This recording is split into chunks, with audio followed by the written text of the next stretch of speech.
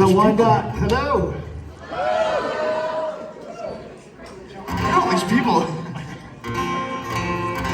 You all look so nice.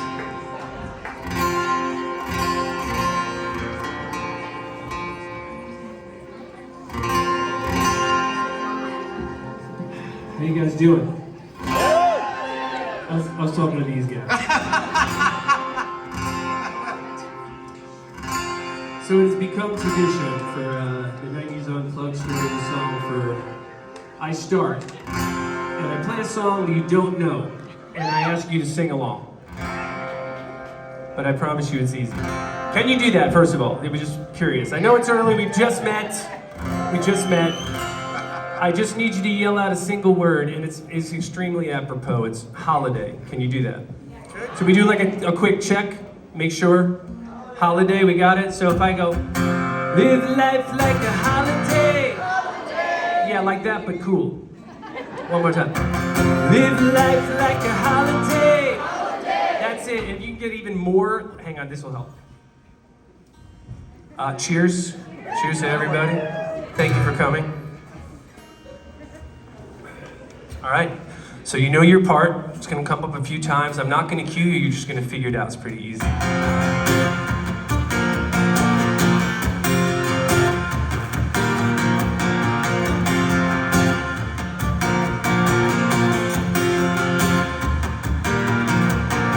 Today we're flying even higher than the day before.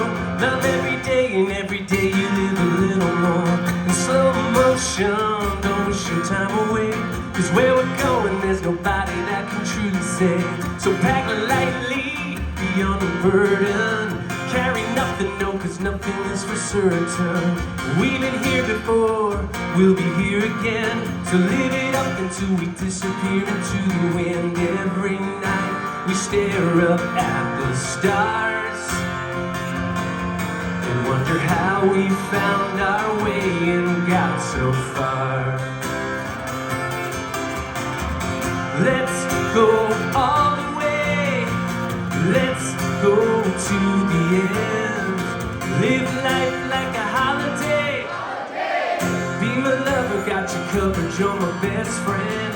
Let's go all the way around. Keep on going till we're upside down. Let's go to the end and then begin at the beginning and begin at the beginning again.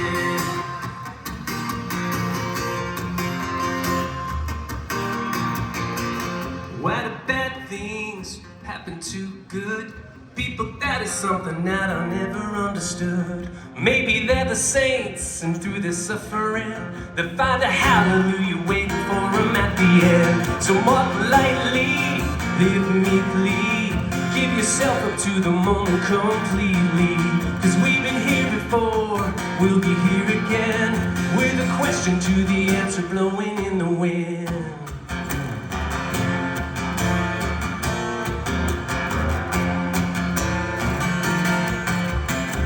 Some people think that nothing lasts forever, but they're wrong. We're all just pieces of the past, all stitched together. So come on, oh, come on. Have no regrets and no what ifs. Drink to good health and karma's kiss.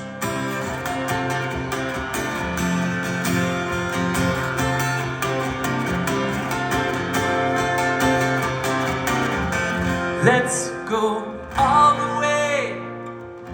Let's go to the end. Live life like a holiday. Be my lover, got you covered, you're my best friend. Let's go all the way around. Keep on going till we're upside down. Let's go to the end and then begin at the beginning. Yeah, begin at the beginning. We've been here before, we'll be here again. So let's begin at the beginning again. Let's go all the way. Let's go to the end. Live life like a holiday. got you covered. You're my best friend.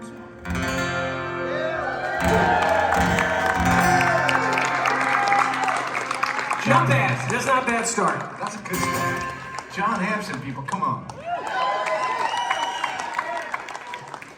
All right, well, I was like, whatever you do when you walk on stage, make sure you grab some guitar picks.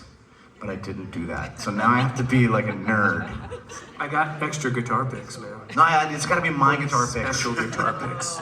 Ladies and gentlemen, Chris Barron from Spin Doctors.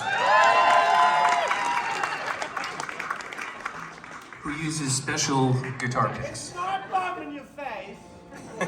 They call them the diva pigs. Oh, look at that. They've got my name on them. That's what it is. I know, but the thing is, they got my name on them, which is cute. And then the other thing is that because they got my name on them, they're scratchy and they don't fall out of my hand. My picks have your name on them too.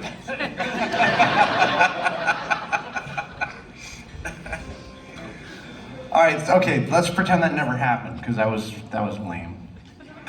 Should we reintroduce you, or What's about? should we reintroduce you? Yeah, can you reintroduce? Can we just like Chris Barron? Thank you very much. Hey, it's really good to just be stepping in front of you for the first time tonight.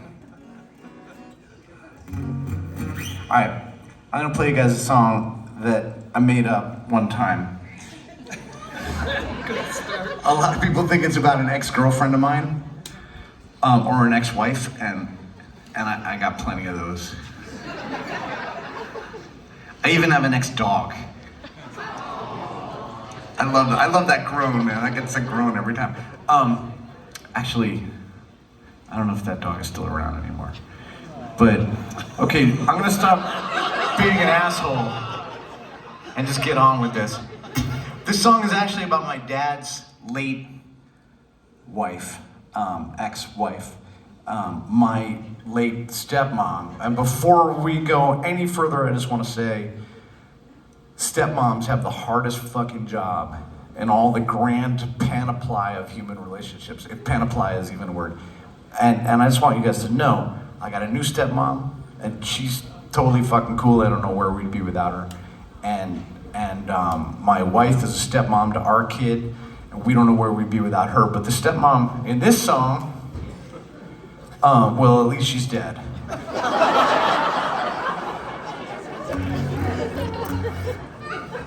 I actually said that, didn't I? All right. Well, you know what? Just because you're dead doesn't mean like you're suddenly fucking cool, right? If you're an asshole in your life and then you die, you know, fuck you. That's fucking manipulative. Oh, I know, I'll die and then everything will be cool. No. I'm still saying this shit, aren't I? Anyway, if you're the kind of person who likes to listen to the lyrics of songs as you listen to this song, perhaps this time you'll listen to it as it was intended. Not a song about a man taking a lady down a peg or two, but a song about a little 11-year-old Chris Barron, or my brother who was 9, dealing with a vicious, malignant narcissist. I had one before it was cool. There's a song about a bully. They come in all shapes and sizes. It's called Little Miss Can't Be Wrong.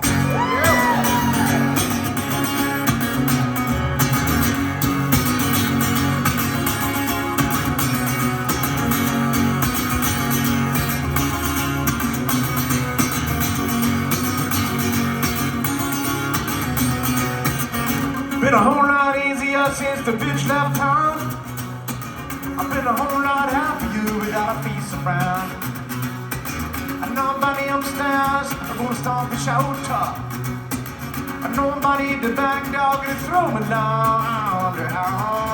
You hold the shotgun while you don't sit down. I should borrow one man, me to Hercules and something nowhere. I've been a whole lot easier since the bitch is gone. A little bit, can't be wrong. A little bit, can't be wrong. nobody gonna found no mom when you sound you're gone. Little these can't be wrong. What you gonna do to get to another one of these here rock and roll songs?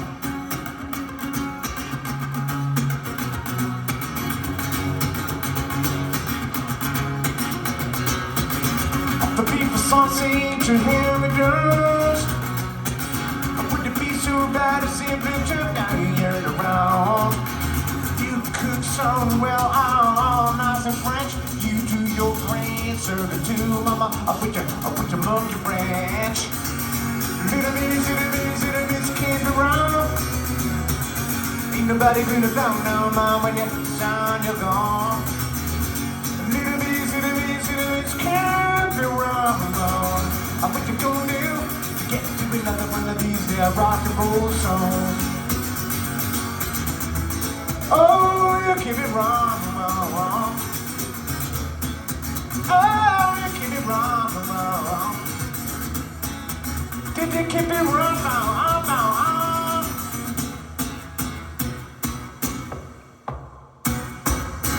I hope them cigarettes gonna make you cough. Hope you have this song to piss you off. I take that back, I hope you're doing fine. And if I had $1, I might give you 99. A little bit, can't be wrong. Ain't nobody gonna found no more when you sound you're gone. A little bit, can't be wrong. What you gonna do to get to another one of these here rock and roll songs? Little miss, can't be wrong. Ain't nobody gonna found no more when you sound you're gone. A little miss, can't be wrong. What you gonna do to get to another one of these here rock and roll songs? Oh, you keep it wrong. Keep it wrong. Oh, you keep it wrong.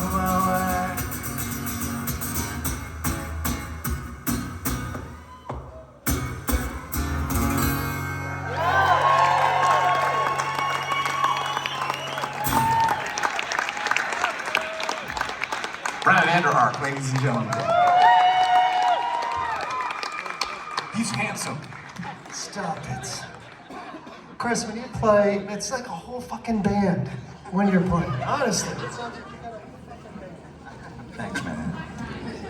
Hi everyone. I'm a Michigander. It's the advantage I have over these guys. I grew up on the western side of the state, though. Feel free to boo if you'd like to boo. All the way on the other side where it's all Christian reformed. So I grew up in Grand Rapids, Michigan, or near Grand Rapids, where we weren't allowed to listen to any secular music until, in fact, the first concert I ever saw was my mom and my dad singing during the musical sermon at church behind the pulpit. My dad had on his Buddy Holly glasses and, and his flat top, and my mom had her hair all done up with the chemicals of Aquanet. And, he'd sing the melody and she'd take the harmony, and I didn't hear anything that was non-Christian until my brother snuck in a Kiss record. And then, ironically, I was born again, that's for sure. So I'm gonna sing this song I wrote about growing up in Michigan. These guys might not get the references, but I'm sure you will. This is called Michigan Coast to Coast.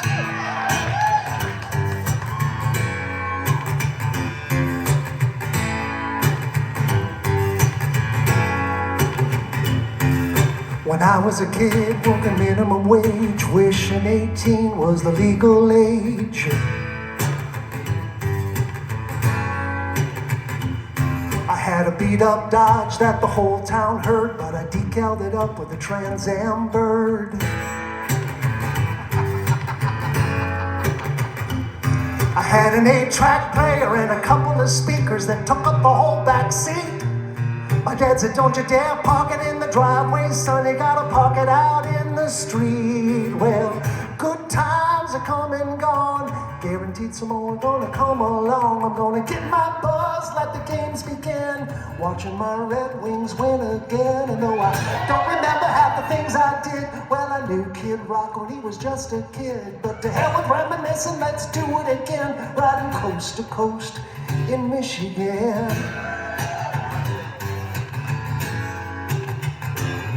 I got my first buzz all by myself, mom and dad at the door saying, what's that smell? And I had to get my hair cut. Business in the front and party in the back, hoping my new boss would cut me some slack. It was a free-for-all at the Cobo Hall, watching the nudes throw down.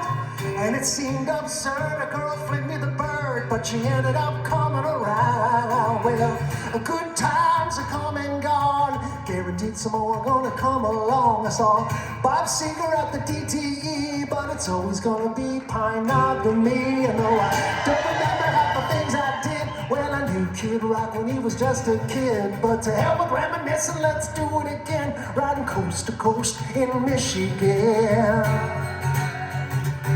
And I spent some time in the unemployment line, and the woman there, she said, just move out of the state, you will be fine. I hear Indiana's nice. I said, you gotta be out of your mind. Oh, no, no, Indiana. Stop touching my Great Lake. Now you can take my house, my boat, my car, my snowmobile, or my skis, but the roots run deep in a family tree, and you can't take that from me. Well, I got a job, it was heaven sent, and I'm living with my brother, and it's free of rent. And we're hanging out here in Kalamazoo, drinking Bell's beer, it's a microbrew. And though I don't remember half the things I did, well, I knew Kid Rock when he was just a kid. And I don't know Eminem, but he's a Detroit man, just another brother proud of Michigan. But to hell with reminiscing, let's just do it again. Riding coast to coast in Michigan.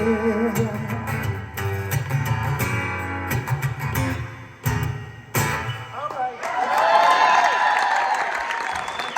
Thank you. If I may introduce a man whose arms are bigger than my legs, J.R. Richards. Thank you for that comment. Thank you. Of course, if we're going to point out differences in body, check this out. This is crazy. Hang on. This is why we don't slow I forgot I'm attached. We got a picture. This is why we don't slow This is why we don't share microphones. We got a picture at the last gig, and You're 6'6" in here. Do my best. we got a picture at the last gig, and my wife was like, "Is he standing on something?"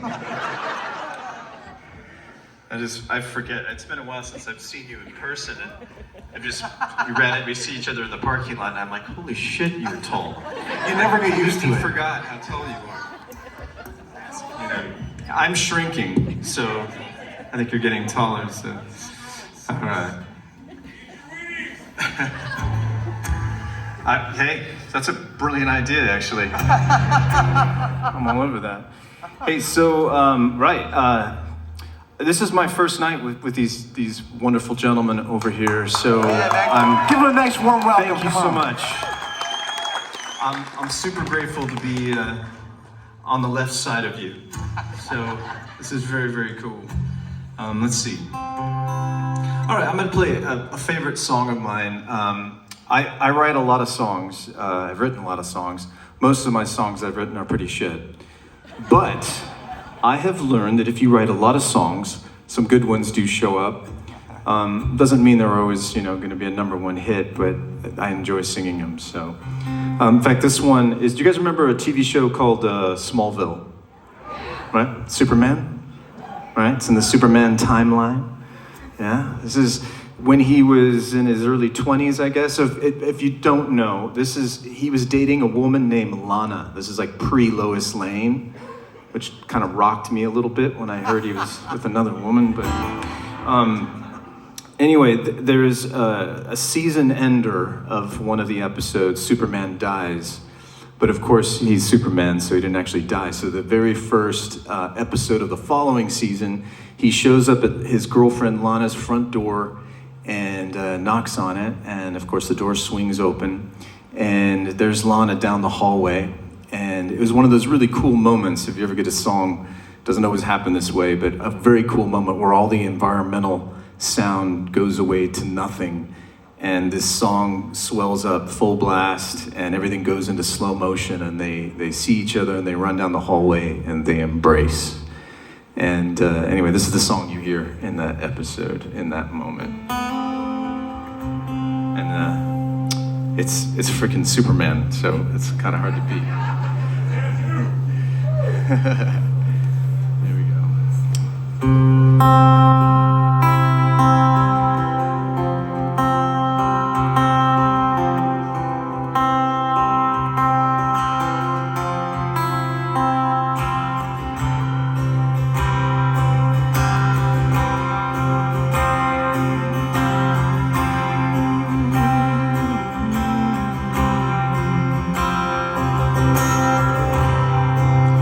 When I came here, there was more, and now I've come back to destroy,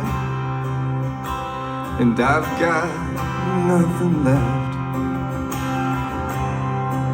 and it's a shame what we've become when we hurt the ones we love, and it's a place I cannot go anymore. When we collide, we lose ourselves.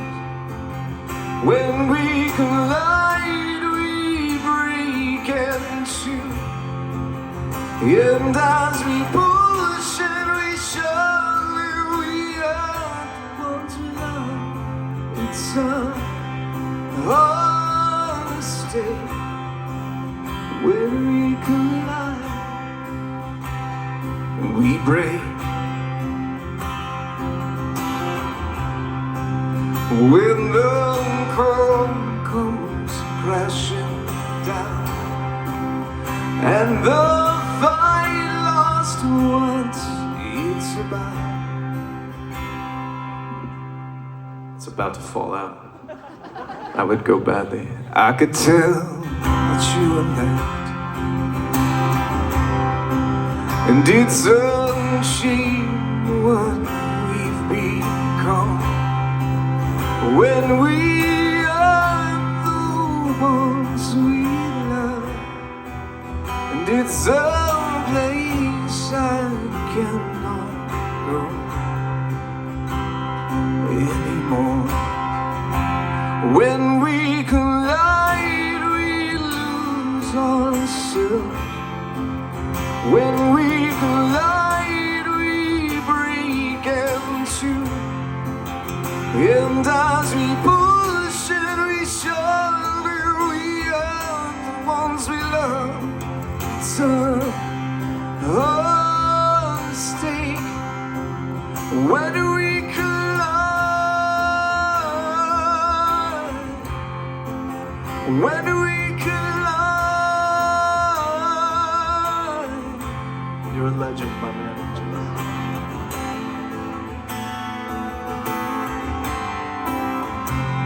And it's a mistake when we collide.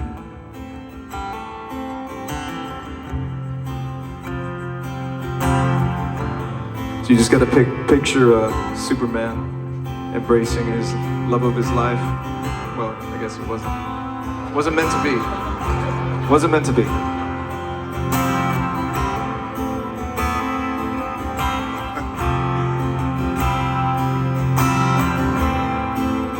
did some mistake. When we collide, we break in two. When we collide, we lose ourselves. And as we push and we shove, we are the ones we love. It's a mistake when we collide.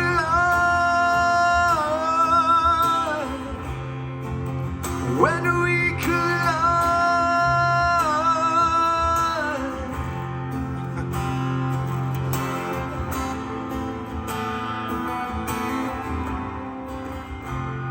And it's a mistake when we collide. We break. We break.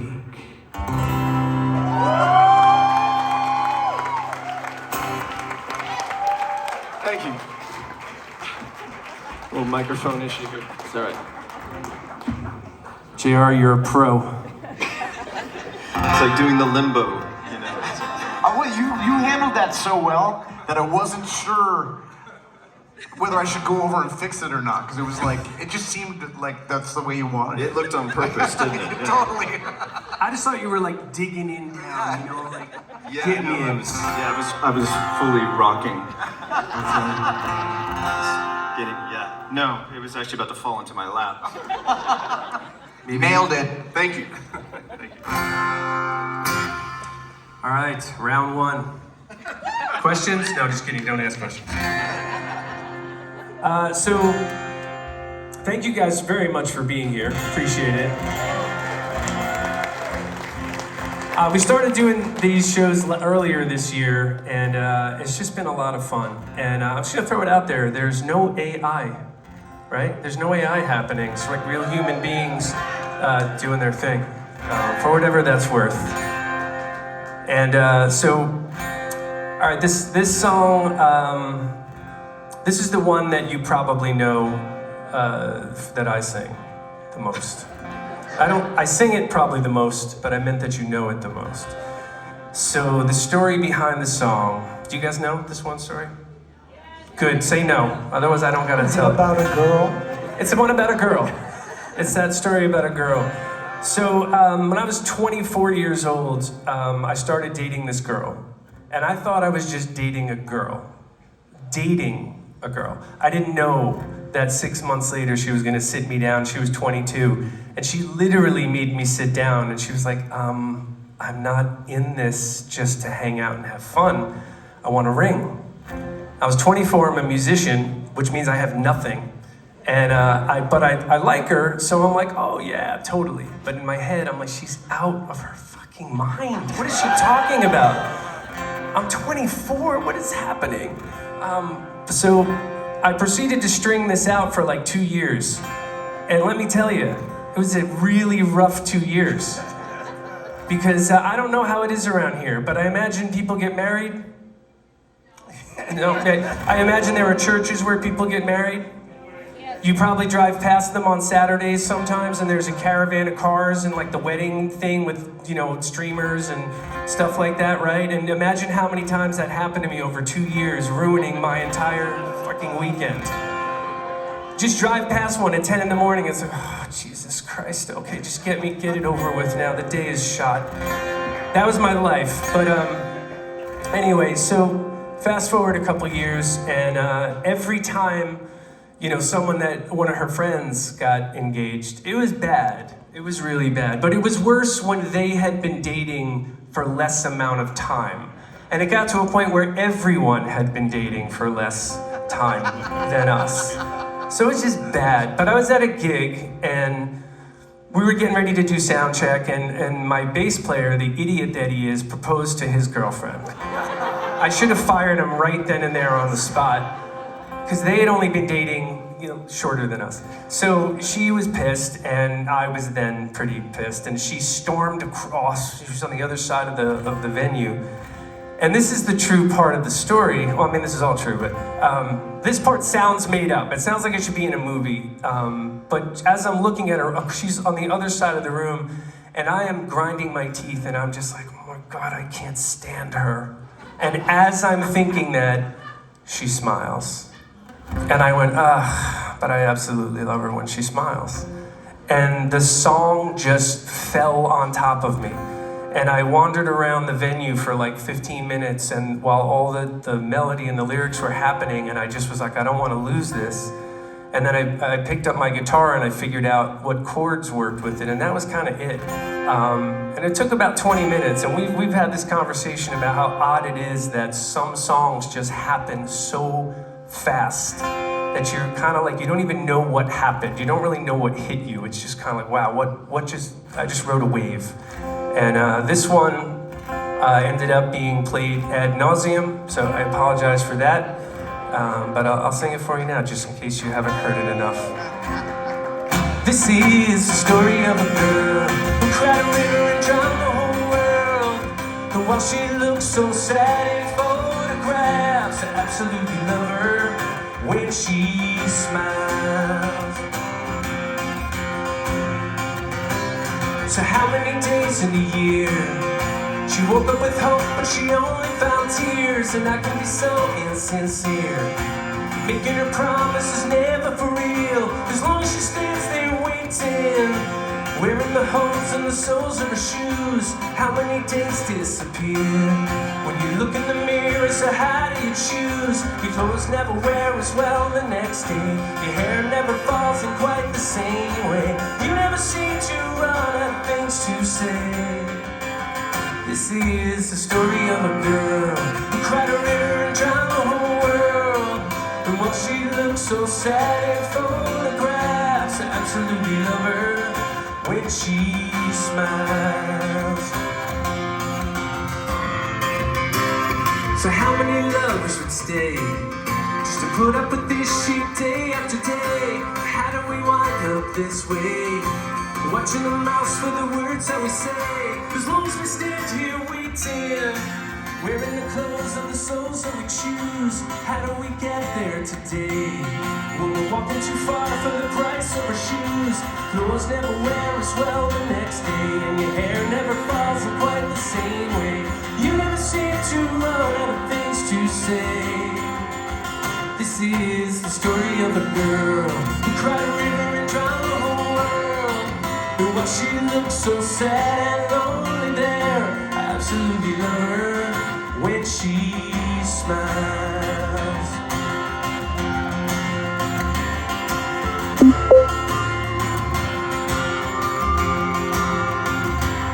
When your clothes never wear as well the next day, your hair never falls in quite the same way, you never seem to run out of things to say. This is the story of a girl who cried a river and drowned the whole world. While she looks so sad in photographs, I absolutely love her when she smiles.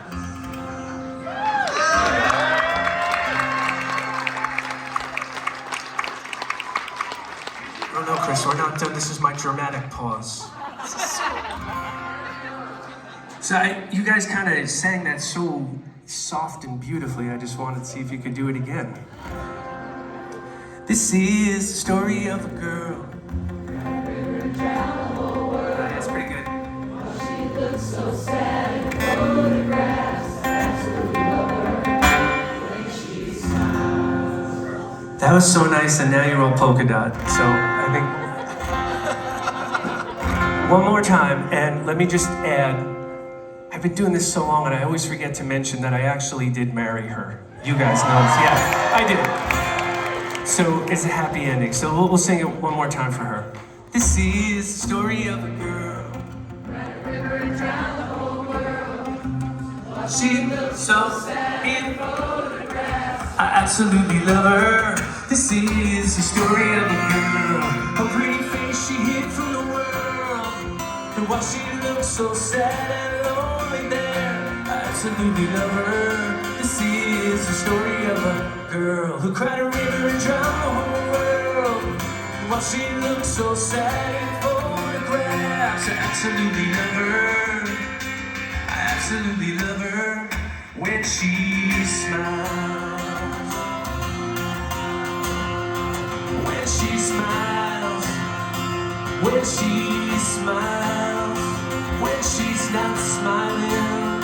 But when she smiles.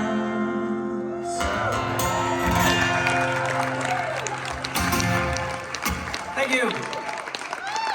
John, what is that? Yeah, John, totally.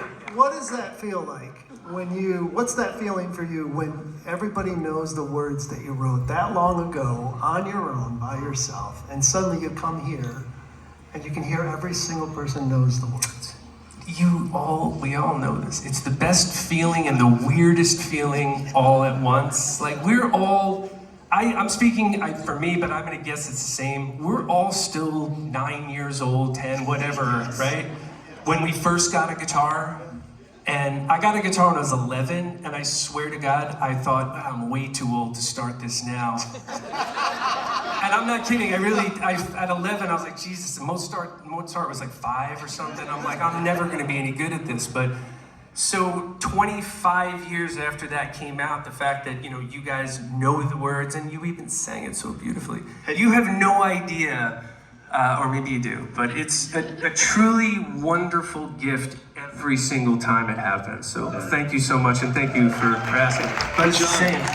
John, just on that quick note, I have to say, because it's a good thing you did marry her, because can you imagine being the woman after? And the fact... It would be so bad. There's another story. Every time on that another happened, be like there'd be this. hell to pay. It would be bad. I pretty much had to make that one work. Yeah, that's good. I got a good line for you guys, actually. I say to my wife, they're all about you now. Can I use that? Yeah, man, please. You guys can all use it. About whatever it is you would use it if you don't write songs about it. When I was like 8 years old, my mom says to me, Chris, you're gonna take guitar lessons. And it sounded like a pain in the ass. And so I was like, nah. And she was like, no, you're gonna take guitar lessons. And I was like, how about trumpet? And she was like, you can't have a sing-along with the trumpet. And I was like, damn. How about piano? And she goes, you can't take a piano to the beach. It's true. And I was like, damn, this bitch is crafty. But it threw me off, right? So I went really crazy and I was like, how about drums? She was like, I will drown you in the fucking tub before I let you become a fucking drummer. She did not say that at all. My mom did not say that. My mom did not know the ramifications of having a drummer in the family at that point in time. She probably still doesn't. No, she said something even better, even better from a parenting standpoint. She said, no beach, no sing-along, no drums. And I was still really not into it at all, and she could tell, so she started wheedling, and she goes, Chris, if you learn to play guitar, girls will love you. And I was like, yuck! But you know how these things are when you're 8. You know, you just do what your parents say. And I found myself like a week later in this like guitar store, taking a group lesson, and we learned Glenn Campbell's "Try a Little Kindness." And I'd never really thought about a song. You know, I didn't understand really what chords were, and there were other kids, and they already knew how to play some guitar. I didn't really get what they're talking about, like chords and stuff like that, but it was just interesting to like think about a song now. Didn't really realize that like people wrote songs. It just seemed sort of like these ubiquitous things that just were on the radio and, you know, already existed. And so that was interesting. And then I find myself in a guitar store and was like looking at all these guitars, and I was like, these things are so cool. And I guess what I'm saying is like, I don't know what I'm saying.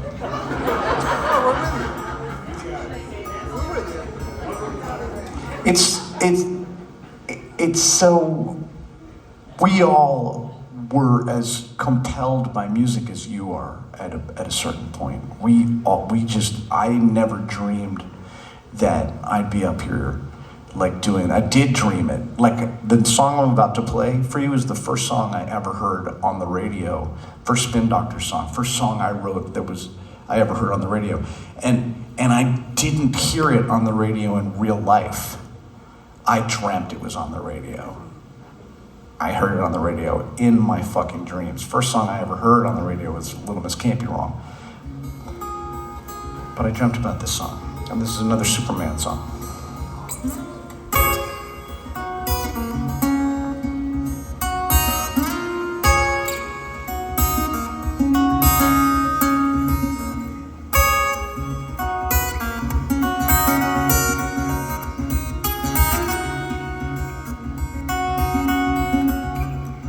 Don't think I can handle this. A crowded day in Metropolis. I think I'll talk to my analyst. I got it so bad, this little journalist that drive me up the wall and through the roof. Lewis and Clark in a telephone booth. I think I'm going out of my brain. I got it so bad for little Miss Lois Lane. Lois Lane, please put me in your plan. Lois Lane, you don't need no Superman. Come on downtown and stay with me tonight. I got a pocket full of kryptonite. Got a pocket full of kryptonite. I got a pocket full of kryptonite. You sleep in buildings in a single buyout. I'm reading Shakespeare at my place downtown. Come on downtown and make love to me. I'm Jimmy Olsen, not a Titan, you see. He's fast in a bullet, stronger than a train. He's a motherfucker. Just keep around Miss Lois Lane. I can't believe my dilemma is real. I'm competing with the man of steel. Lois Lane, please put me in your plan. Lois Lane, you don't need no Superman. Come on downtown and stay with me tonight. I got a pocket full of kryptonite. I got a pocket full of kryptonite. I got a pocket full of kryptonite.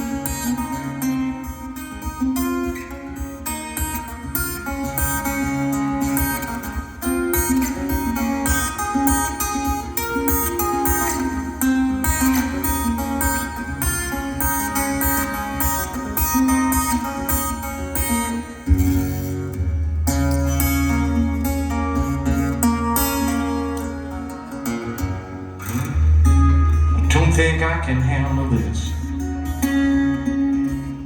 A cloudy day in Metropolis. I think I'll talk to my analyst. I got it so bad with this little journalist. It turned me up the wall through the roof. Lois and Clark in a telephone booth. I think I'm going out of my brain. I got this so bad. Little Miss Lois Lane, please put me in your plan. Lois Lane, you don't need no Superman. Come on downtown and stay with me tonight. I got a pocket full of kryptonite.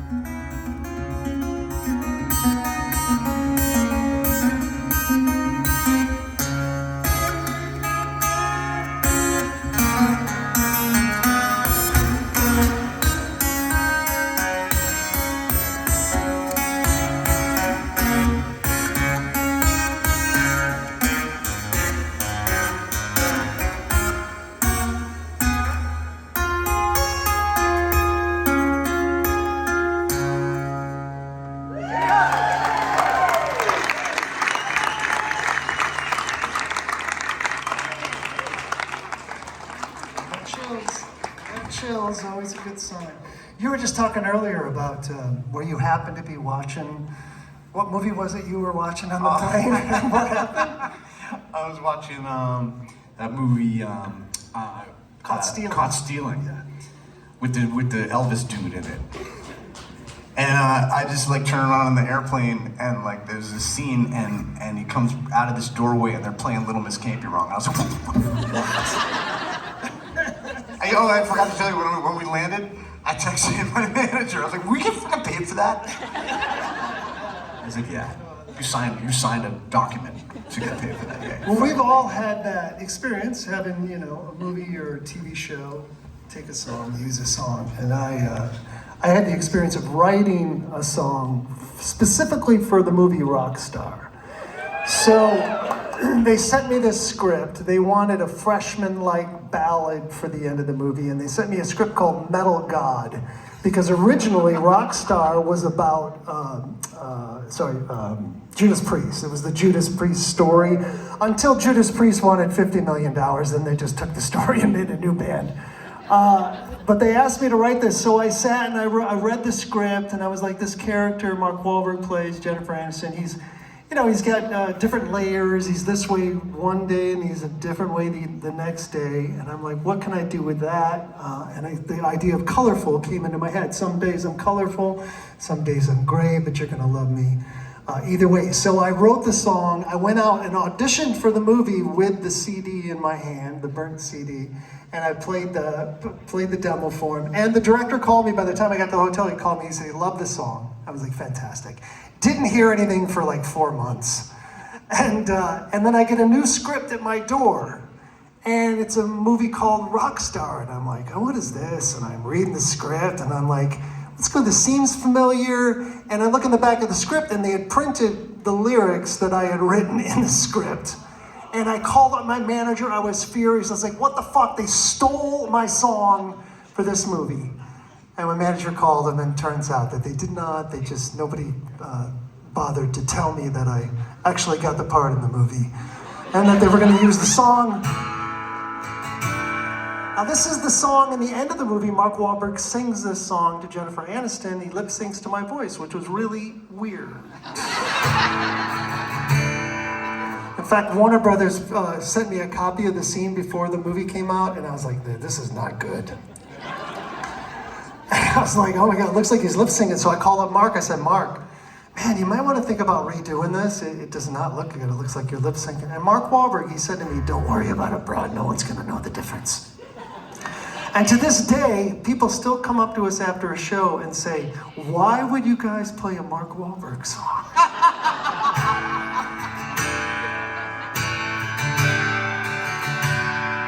This is called Colorful.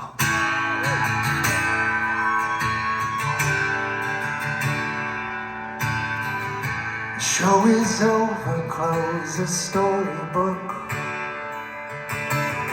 There will be no encore. And all the random hands that I have shook when they're reaching for the door. I watch their backs as they leave single file. You stood stubborn, cheering all the while. I know I can be colorful. I know I can be gray. I know this loser's living fortunate, 'cause I know you will love me either way.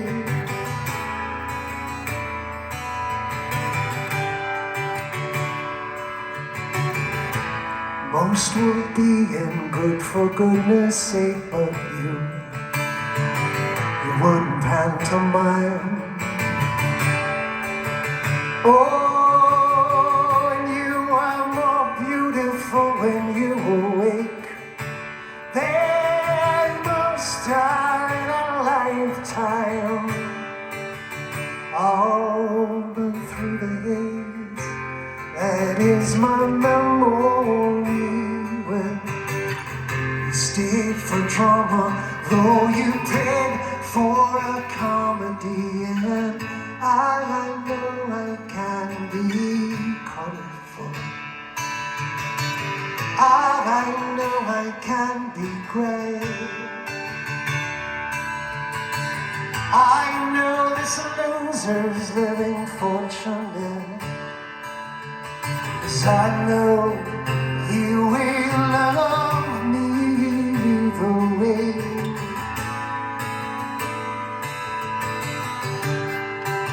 Oh, but look ahead, as far as you can see. We'll live in drama, but we'll die in a comedy. And I know I can be colorful. I know I can be great. I know this loser's living fortunate, 'cause I know you will love me. And I know I can be colorful. I know I can be great. I know this loser's living fortunate, 'cause I know you will love me. I know you will love me. I know you will love me either way.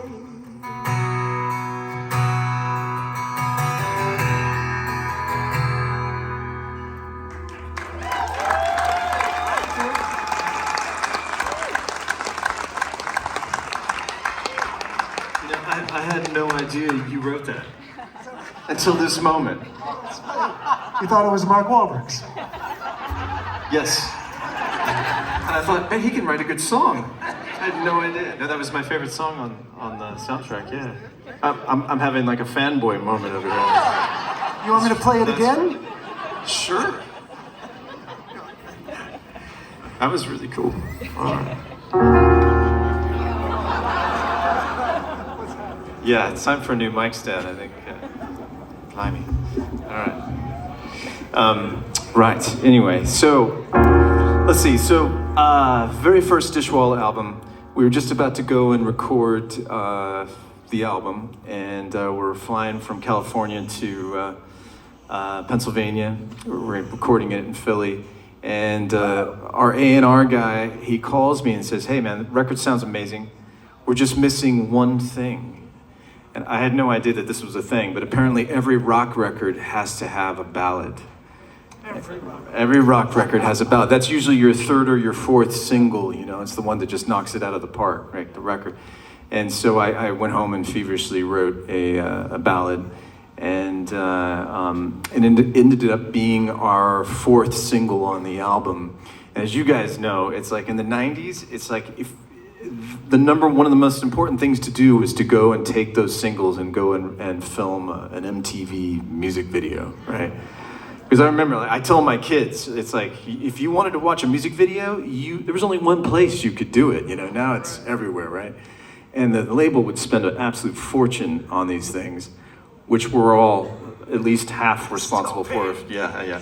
Still paying them off. But anyway, right, so what they would do is you would send the song to maybe half a dozen film directors.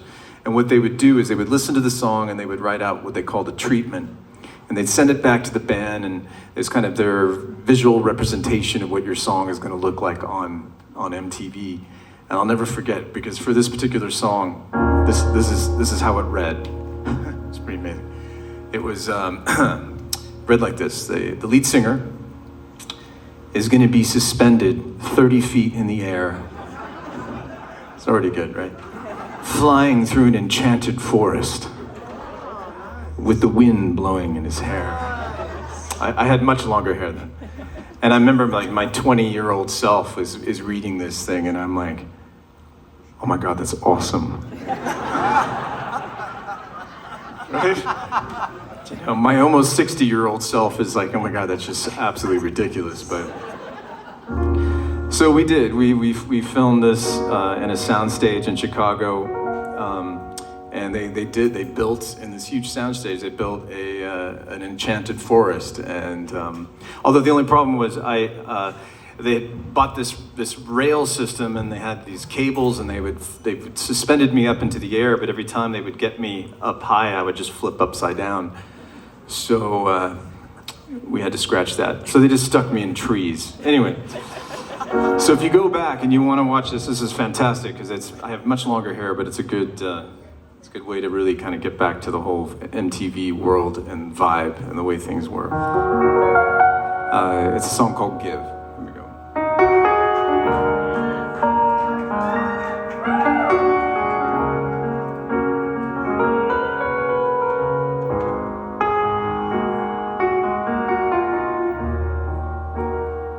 Want to remain. Just realized my not the right key here. I know, right? Hang on. We should fly you across the. That would help. 30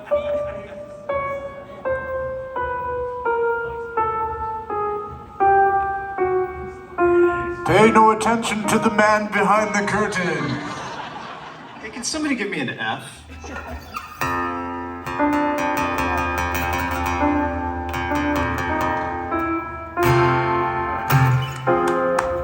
Thank you. Thank you for that.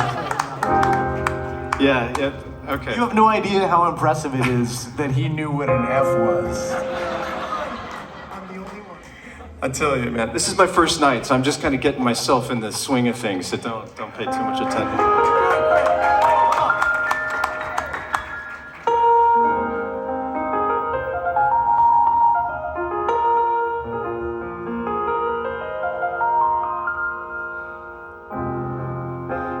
Want to remain a child with you forever, and here as you lay before me, you tease me and tell me to stay. And what would you get? Love, what would you get? 'Cause what would you get? Love, what would you get?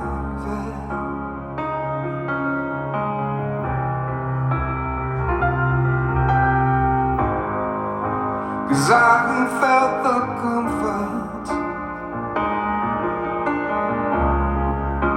and downward, what did I do to disappoint you?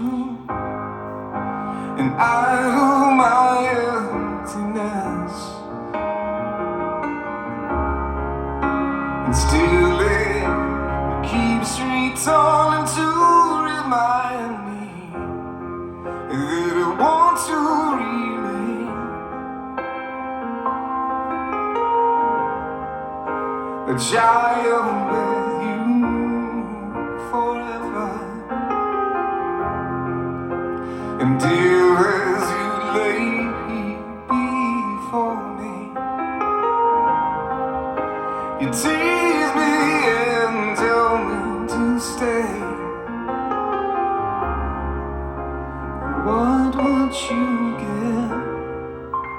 'Cause what would you get? And love, what would you get?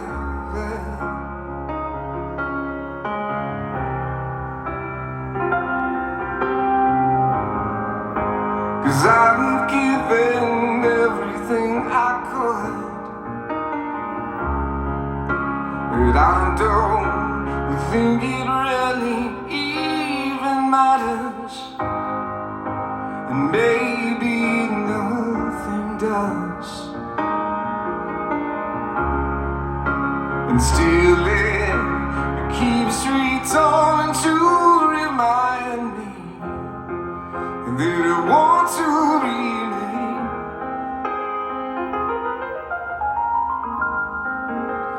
share with you forever. Until it's too late before me. You tease me and tell me to stay. And what would you get? Love, what would you get? 'Cause what would you get?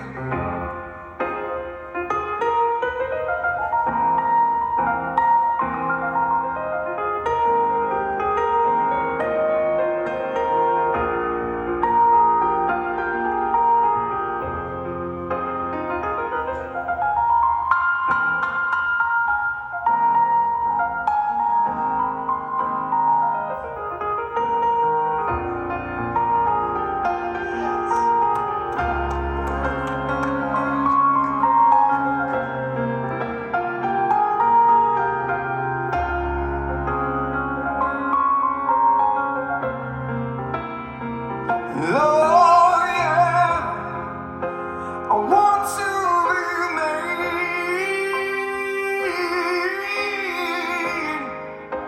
and share with you forever until it's too late before me. You tease me and tell me to stay. What would you get? Love, what would you get? And what would you get? And what would you get? 'Cause what would you get?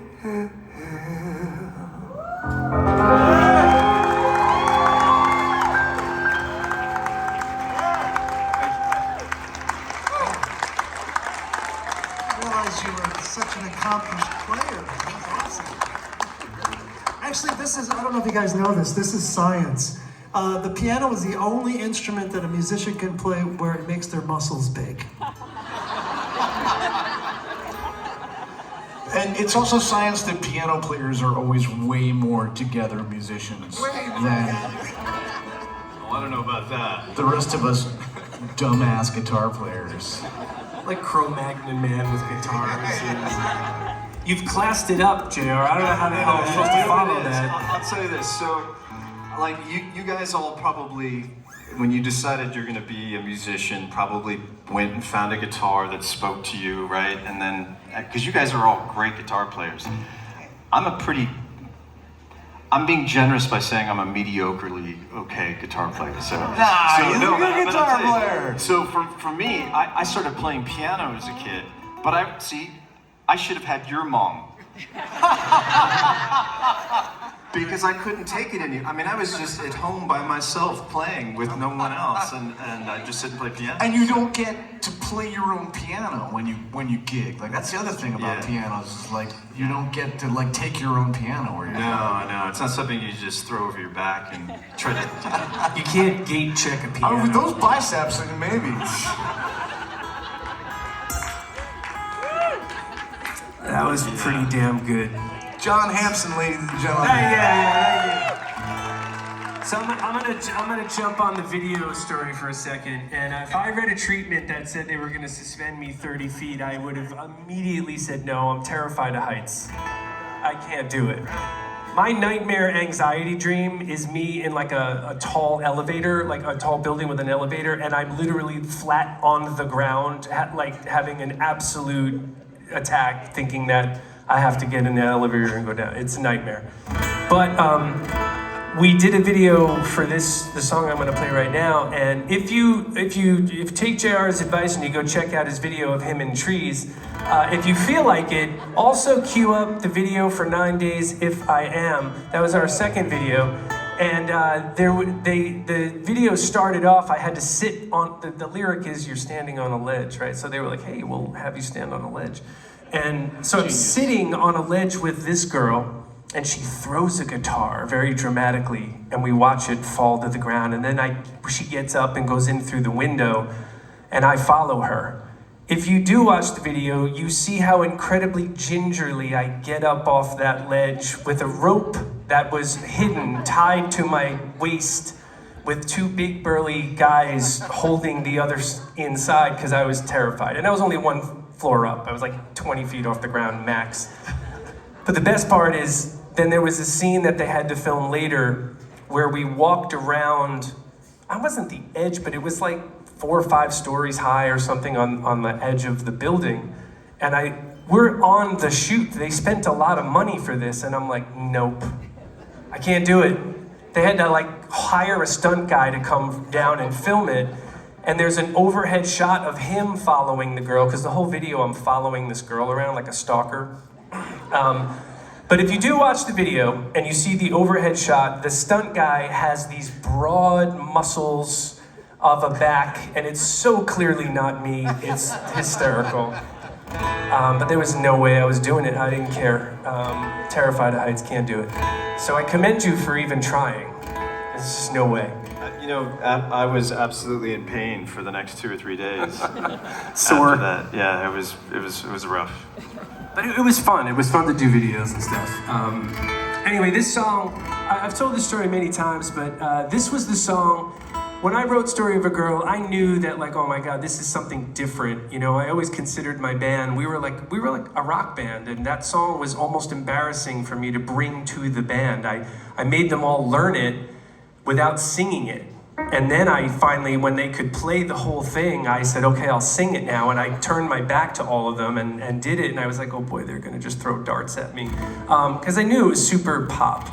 But anyway, clearly it did well for us. But this was always the song I thought, this is the one that people are gonna realize, oh, they're a real band. They're not a boy band.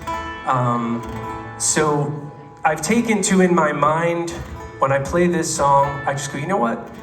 We're in the multiverse, and this is the universe where If I Am was the big hit.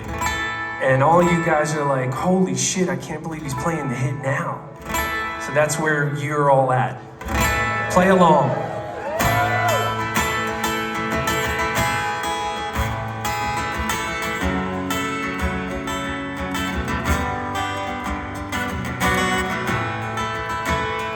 By the way, I wrote this about my girlfriend, because she was irritating me. And then I married her, and she still irritates me.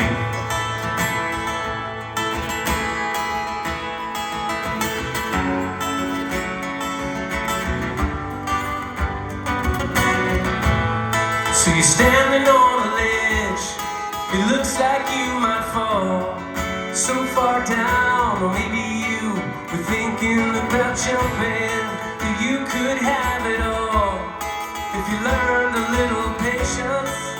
Though I cannot fly, I'm not content to crawl. So give me a little credit, have in me a little faith. I wanna be with you forever, tomorrow's not too late. But it's always too late when you've got nothing, so you say. You should never let the sun set on tomorrow, no, before the sun rises today. If I am another waste of everything you hope for, I will let you down. If I am only here to watch you as you suffer, I will let you down.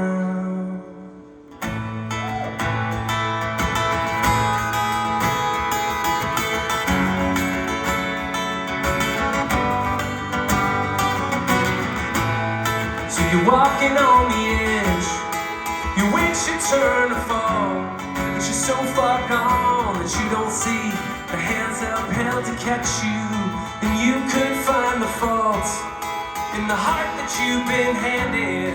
But though you cannot fly, you're not content to crawl. And it's always too late when you've got nothing. So you say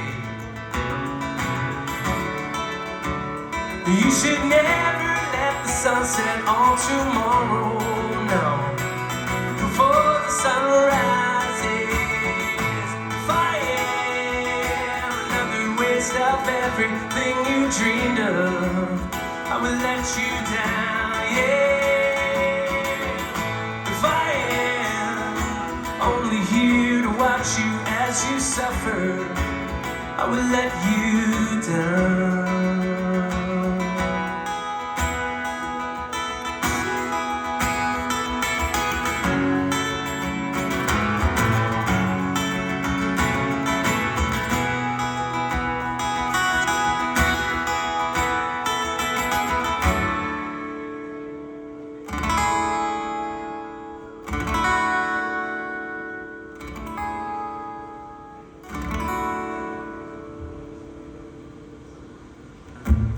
So you're standing on a ledge, it looks like you might fall. If I am another waste of everything you hope for, I will let you down, yeah. If I am only here to watch you as you suffer, I will let you down. The answers we find are never what we had in mind, so we make it up as we go along. You don't talk of dreams, and I won't mention tomorrow.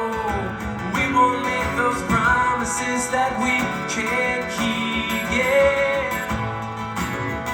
I will not leave you, I will not let you down. I will never leave you, I will not let you down.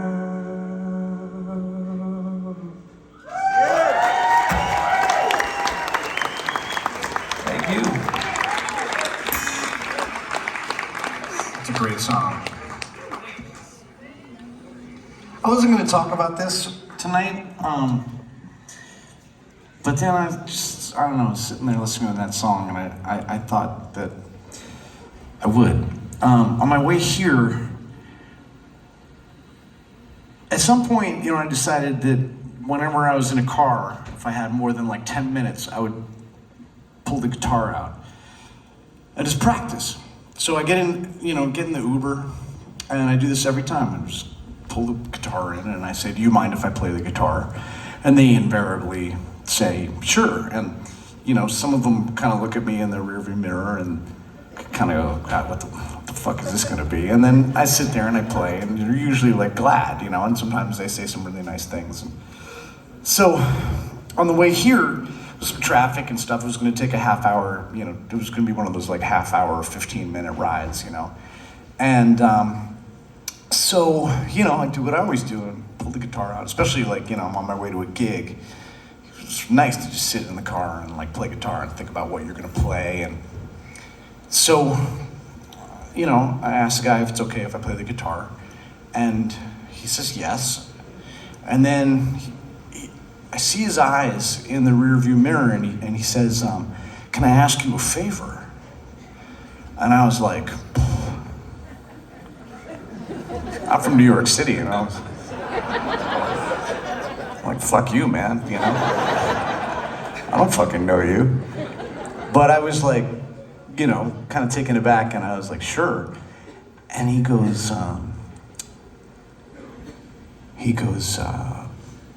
my wife died a month ago. And will you play something for me? And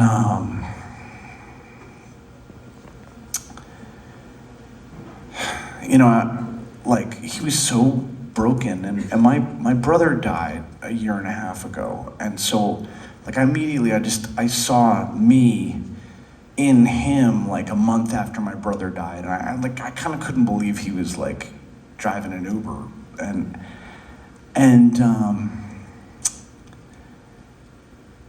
you would think that would be a really awkward position, you know, for someone to put you in.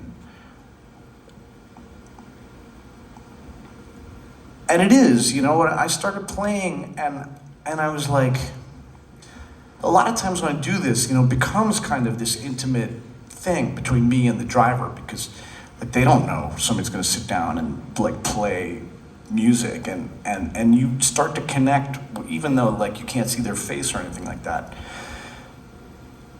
But you know that they're just driving a fucking Uber, you know, and then all of a sudden, like, you know, I was fucking nominated for a Grammy. Like, I'm sitting in there and I'm fucking playing some real shit, and it often, like, they're just like, whoa, that was really cool and special. But this was like, I started playing and he just started crying, you know, and this was like an hour ago, you know, 2 hours ago. And, you know, it's still raw for me that my brother's gone. And the idea of, like, my wife, you know, losing my wife, I just, like, you know, the two of us are driving along, we're both kind of broken open. And, like I said, you would think it would be sort of an awkward thing, but I think these guys know what I'm talking about. Like, that's where I want to be, you know? I want to be in that car with that person, because I know these guys, and we kind of live this life, and we play music, and we kind of get away with, you know, living a certain kind of life, and in spite of the fact that it's a lot of work, you get to do your own thing. But I know these guys, and the idea is that part of the idea is to bring some ease to people who are suffering. And if that is anywhere part of your agenda in all of this, then it follows that you want to be where people are suffering the most. And I don't think that guy had his shit together enough to even know that I was coming in here to play. So the reason I decided to tell that story is, like, maybe you guys could all just think about that guy tonight and send him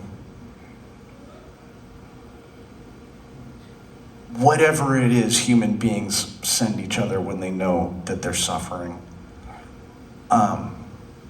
Because I'm sure that guy could use it, and we could all use that. Anyway, this is one of the songs I played.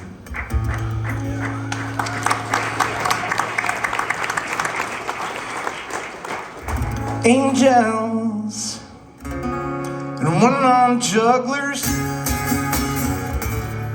sword swallowers and smugglers.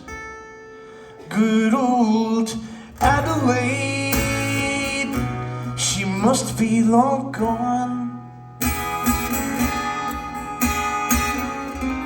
She once was a looker and a hell of a hoofer, and we never stayed thirsty for long.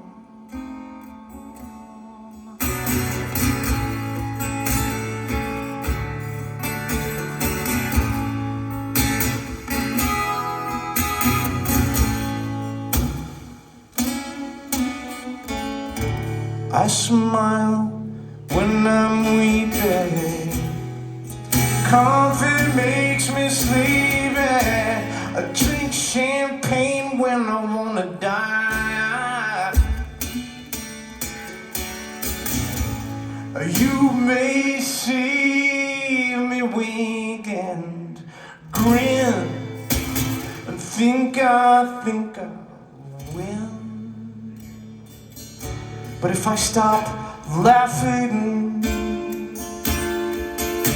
I'll cry.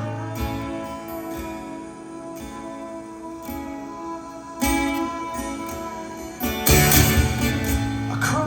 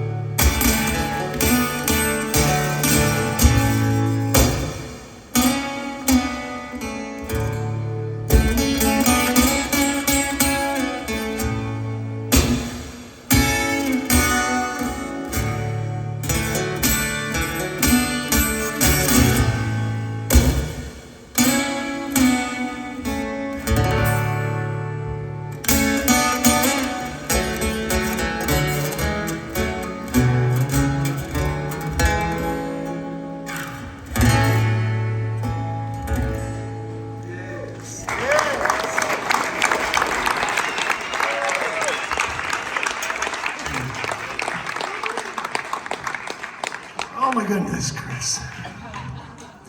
All right, here's a song about abortion and suicide.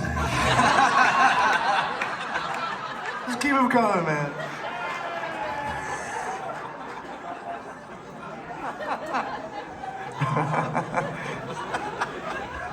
Right on. First of all, let me just say, I love what I love the story you just told, and I love the song. And I firmly believe that besides our physical form as a species, music is our lowest common denominator. I believe that. I believe everybody loves music in some capacity. You might not agree with it. And I still feel like there's a song that could save the world and bring us all together at some point. I'm not gonna write it, but I know it's out there. All right, this is called Freshmen.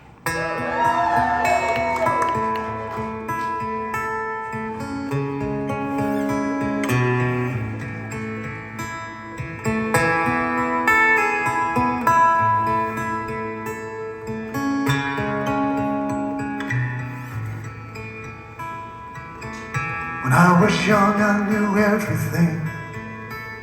She a punk who rarely ever took advice.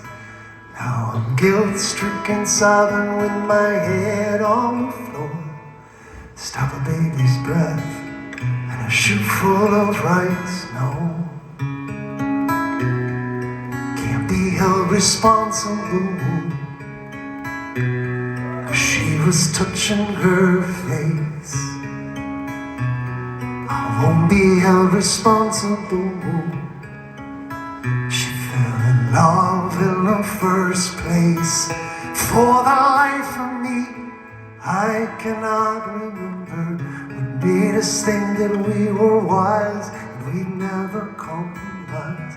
For the life of me, I cannot believe we'd ever die for these sins. We were merely freshmen.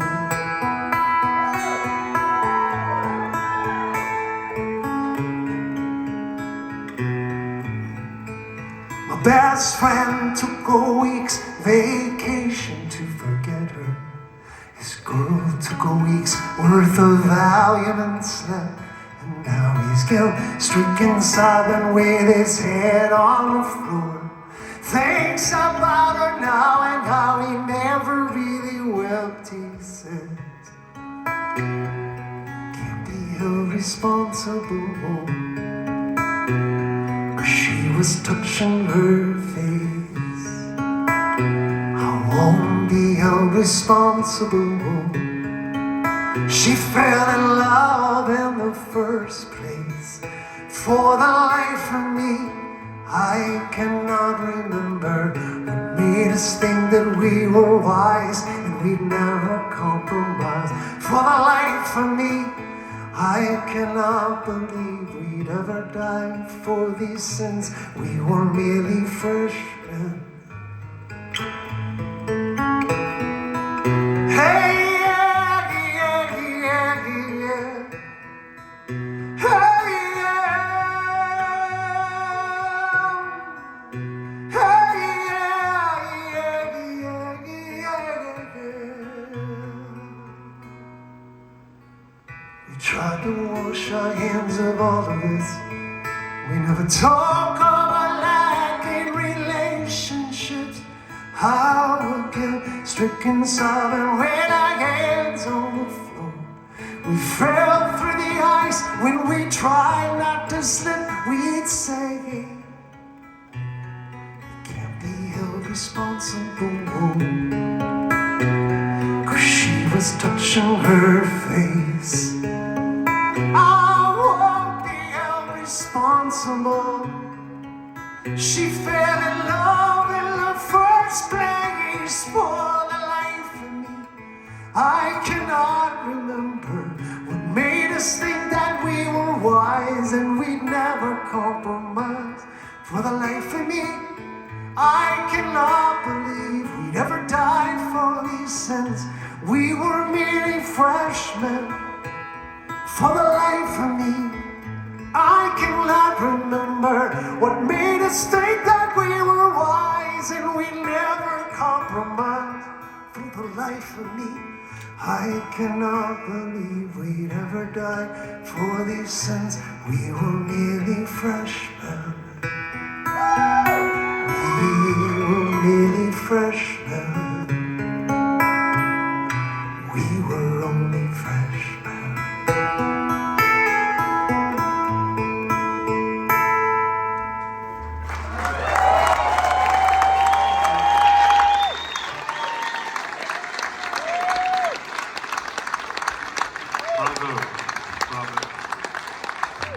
Yeah, Brian, I don't know if you remember, but there was a festival that we played at, our respective bands. I think it was in North or South Carolina. It was hot and sweaty, and there were, about 30,000 people, and it was a big deal, right? And I was watching you guys play from the side of the stage, and it's a big rock show, a lot of energy. There's a huge pit going on, and stage diving. It was nuts, right?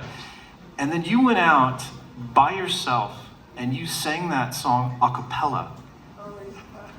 I thought you were out of your mind. I was like, there's no way in the world I would ever do that. And you somehow just completely, you just charmed those 30,000 people, man. It was absolutely astonishing. Really cool. Yeah, it's because he's so tall. I know. I'm so handsome. That was very ballsy. That was impressive, man. Okay.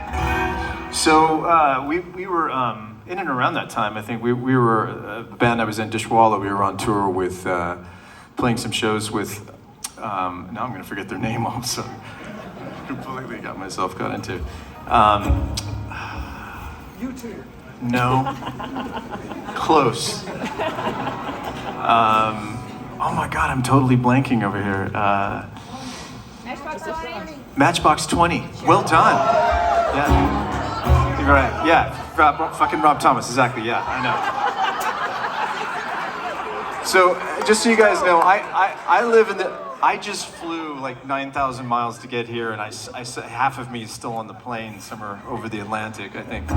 Anyway, yeah. So we were playing some shows with Matchbox 20. Fucking Rob Thomas, right?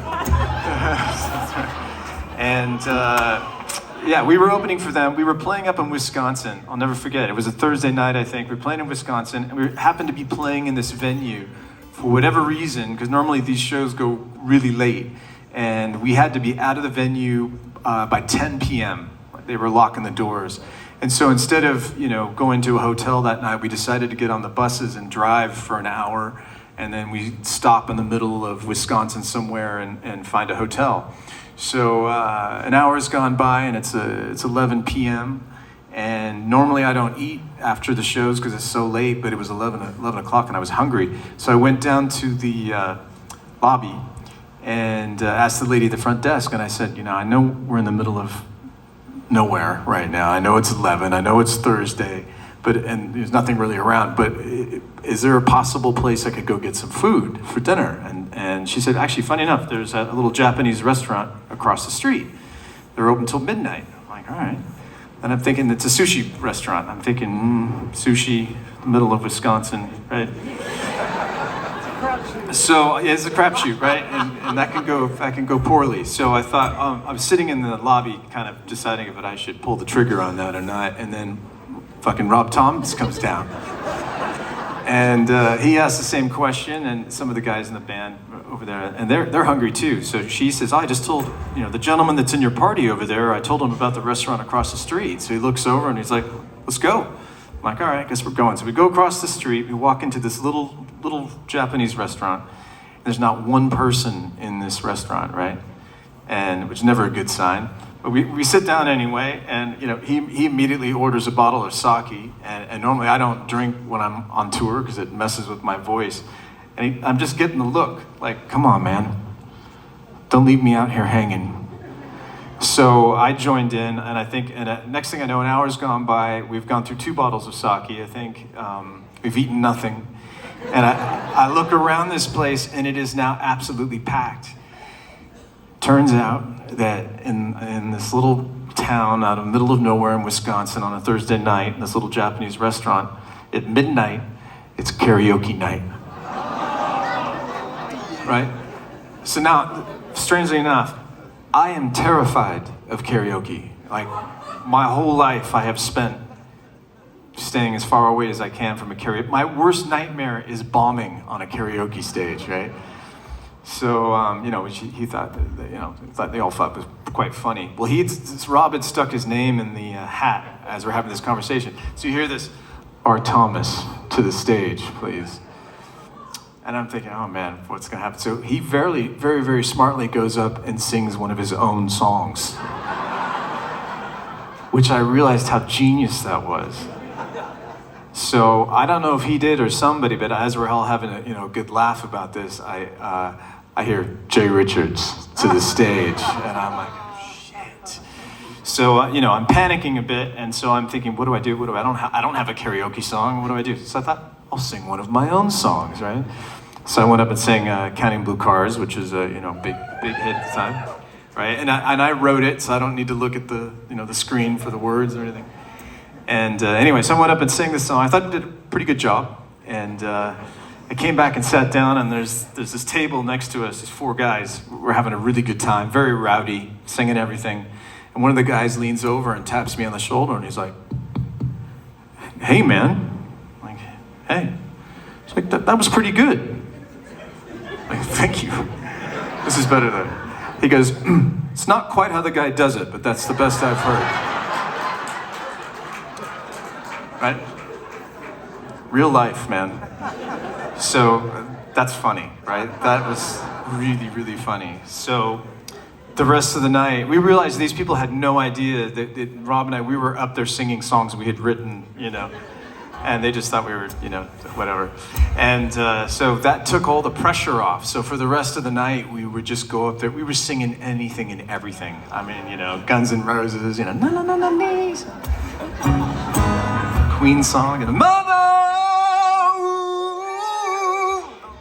And anyway, this next song I'm going to play for you is now my karaoke song. I thought it's not an easy song to sing, but I thought I'd give it a try, because I realized that this night that if I completely crashed and burned, no one would care. So anyway, I gave it a good go here. In fact, if you guys want to join me on this one, I think it's only 4 chords, so yeah, okay. All right, here we go. This is my karaoke song. Here we go.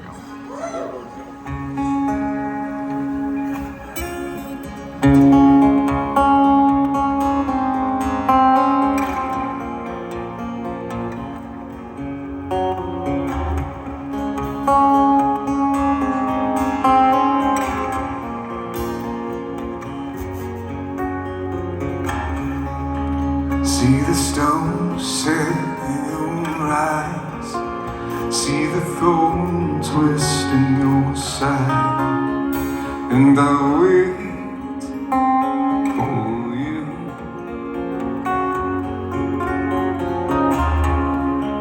Sleight of hand and twist of fate, on a bit of nail she makes me wait, and I wait for you. With or without you, and with or without you, I can't live.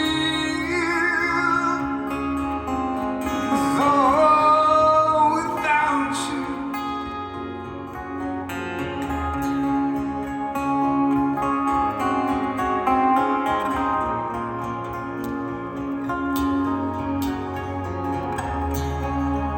Through the storm, we reach the shore. You give it all that I want more, and I'll wait on you. With or without you, and with or without you, I can't live. With or without you.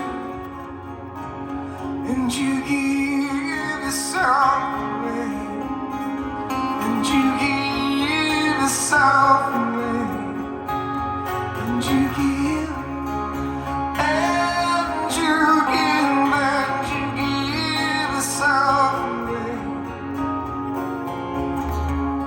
My hands are tied, my body moves, she's got me there. Nothing to wear now, nothing left to lose, and you give yourself away, and you give yourself away, and you give, and you give, and you give yourself away, with or without you, with or without you, I can't live, with or without you. Oh, oh,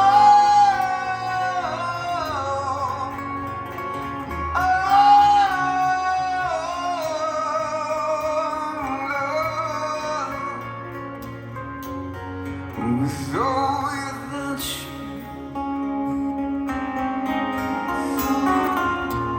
Without you, I can't live, with or without you.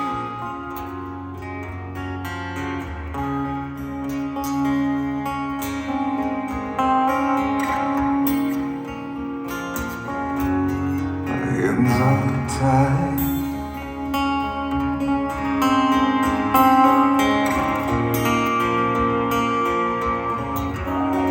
my hands are tied.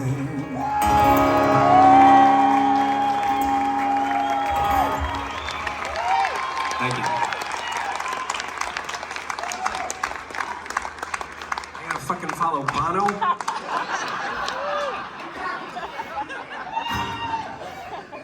Damn! That boy can sing.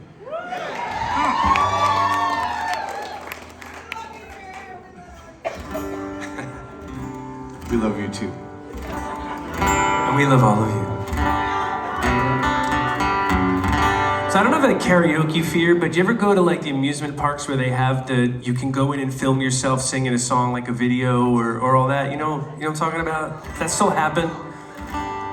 I would never do stuff like that, and I don't want to tell a million stories. There was so many things going in my head, but I was at Hershey Park, and I was with a bunch of friends with my kids and other parents and their kids, and of course they all go in the booth where you could do songs, and they have Story of a Girl in there. So they're like, oh, you should go do it, it'll be so funny. I'm like, yeah, I got this. So I go in, I'm all cocky, and they're like, do you need to hear it first? I'm like, nah, I think I got this one. But it starts with the vocal. This is, right? So I start. The recording's in a different key. So I sound god-awful. And then I have to hang my head in shame because I'm like, oh, nobody fucking heard that, Jesus Christ. It was bad. It was real bad. It was traumatic, actually. So yeah, never again. This is a quick aside. I won't tell you the whole big long story, but I grew up on Long Island. I'm a Long Island, New York guy. So, of course, who's the most famous musician from Long Island? Billy Joel. I grew up on Billy Joel. You could not grow up on Billy Joel. And Glass Houses was one of my first records I ever got when I was a kid, vinyl. And so, I'd come across him a couple times, but I never really met him. And I was at a thing where on the side of the stage, it was me, a couple of guys from my band, Billy Joel and Alec Baldwin, before all this terrible shit happened. So we're just chatting, and I'm like, holy shit, I'm hanging out, I'm just chatting away with Billy Joel and Alec Baldwin, and Billy Joel leans over and he's like, hey, so, what are you doing here? And I'm like, well, I wrote this song, and it was kind of a hit, and we're gonna perform it in a little bit. And he's like, oh, what's the song? I don't know about you guys, but I'll never like sing the song for people. Like, you know what I mean? Like, it just feels weird. I'm like, not gonna go, hey, I sing, this is... I love doing that. You do? See, I always feel weird and like I don't want to do it. but it's Billy fucking Joel, and now this little kid in me, it's like, you know, I'm like, oh, this is gonna be amazing. He's gonna go, oh my God, I love that song. It's a great song. I'm so excited to, like, this is happening. So I go, and of course I rush it because I'm an idiot and I'm nervous. And I'm like, you know, it goes, this is the story of a girl, you know, and he goes, I don't know it. Dude, I swear to God, that's true. And I was like, fuck. So never again. Anyway, that's my 2 degrees of 47 degrees off of karaoke. Anyway, guys, we got one more round for you, if that's okay. All right, good. I was hoping you would say that, because if not, we'd have to plan something else. Get the hell out of here. So, I'm gonna do a song, and I'm stuck between. I thought I'd figure it out by now, but there's 2 songs I really want to play, but I got one. So it's like flipping a coin. So either I'm gonna play the song about Mary not wearing underwear, or I'm gonna play the song about turning 50 and having a moment where I realized. That one? Okay, there we go. Turning 50 it is. What? All right. So, all right, you screaming in the back there. Here's my question. So, when I was in... Yes. Cheers. I like her. How do you really feel about it? So when no age ever affected me, right? I was like, whatever, 30, whatever, 40, whatever, 50. But then shortly after hitting 50, I had this weird moment. It's a weird moment. When I was like, when you're in your late 40s, I feel like you can still see yourself in this demographic of like mid to late 20s to 48. Seems like it seems like it fits somewhat. Am I right? Like, you're still in there. But then you hit 50 and you're like, I can't be with 20-year-olds. This doesn't work anymore. So what the hell, where am I? And you realize your new demographic has shifted 50 to like 68. And that's a whole different fucking ball game from 48 to 25, let's face it. So that just hit me, not just now, because it's been a few years, but a few years ago when it happened, I was like, holy shit, like anyway, I'm not gonna get all existential on you guys. But, so I wrote this song about being young, because that's what you do when you get old. You start reflecting on what it was like to be young. Now listen, I'm not gonna make you guys clap along, because it's like 3.5 minutes, and nobody has the stamina for that shit. But just be fun to just try for just a second. So hang on, let me figure that.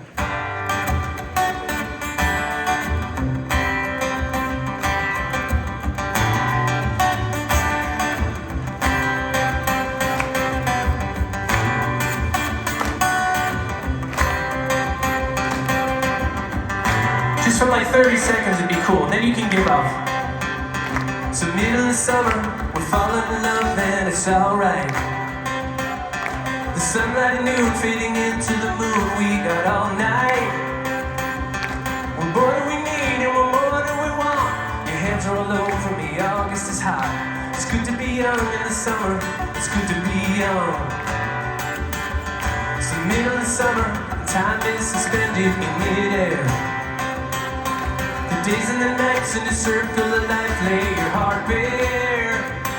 Oh, the summer of love ain't only for hippies. The summer is ours, so take all that you get. It's good to be young in the summer, it's good to be young. Only a fool would ever let it go. All this time we take it all for granted.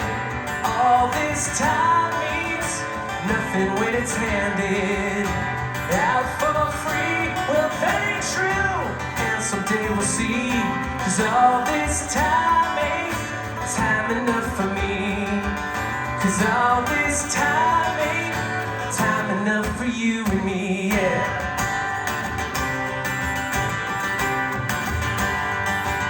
It's good to be young cause we don't know what's coming and don't care. The moment is king and the moment is bringing us right here. We make a promise and then we deliver, and if we don't show up, tomorrow will be better.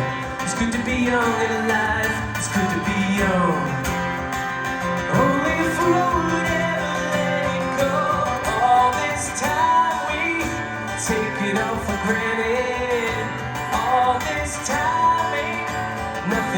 it's handed out for free. Well, that ain't true, and someday we'll see. 'Cause all this time ain't time enough for me. 'Cause all this time ain't time enough for you and me.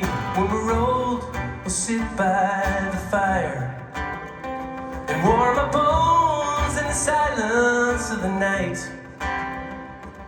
And our hearts and brains conspire, and the neurons they will fire, and our memories will play back in the lights. It's good to be young and alive. It was good to be young.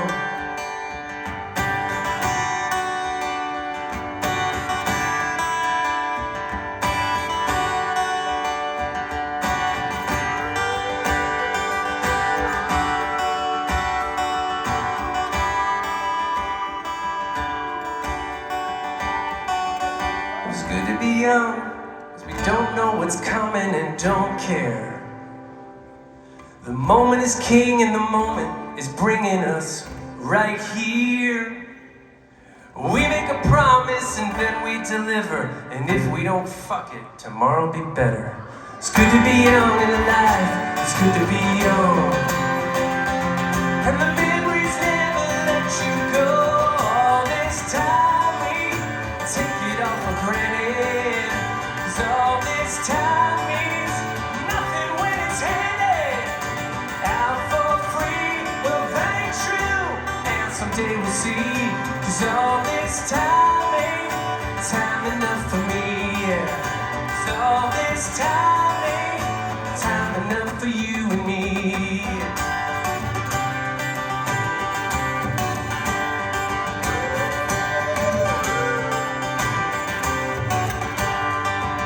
It was good to be young and alive. It was good to be young.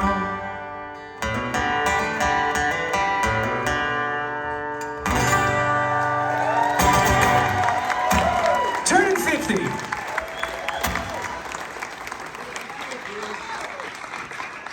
That's a good song, man. I'm gonna play a song for John because he likes this song. I love this song. I sing for a band called Spin Doctors. Thank you. That's very nice of you. We got a record out, and it's called Face Full of Cake. It's a staggering, heart-rending work of life-changing genius for a rock and roll record. And it's got this song on it.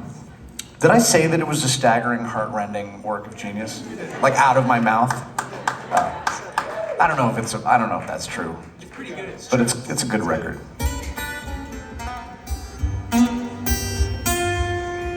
So this is a song I've actually, like, up until a few years ago, I had never been to a music festival. Like, I've gone and played and then fucked off. But I've actually never, like, gone to a music festival, like, you know, and hung out for the festival. Like, I just had never done that.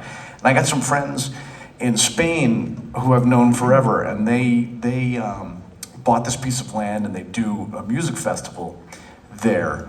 And I got this, like, funny thing in Spain where I just, like, have a funny, weird persona there. I'm like this weird American guy who speaks really shitty but kind of weirdly conversational Spanish, and I go to this festival like a lot of years, and I hang out and I get shit faced on, like, you know, just like beer in a like plastic cup, and just like watch every band, and everybody's like, "Hey, Cristobal, ¿cómo está? Okay, cool, fuck you," and then we go back to watching the music, and so I don't know, for some reason I've always been fascinated by the idea of a rock and roll afterlife. So I wrote this tune at a festival in Spain. It's the only festival I've ever gone to, and just fucking shit-faced on beer, and these lines just kept coming to me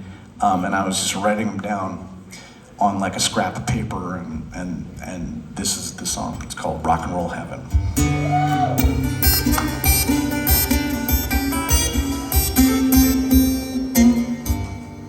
Ooh, sha-la-la, hear the angels sing. Carry on, luggage is all you bring.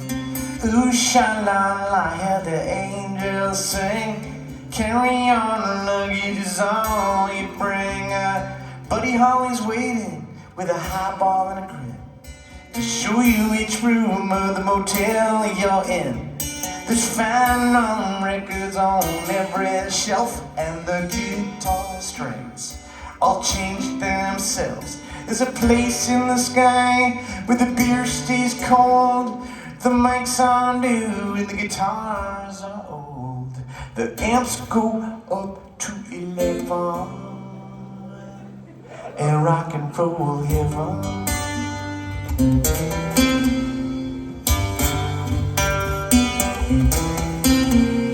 The promoter's got a pizza and all your bread.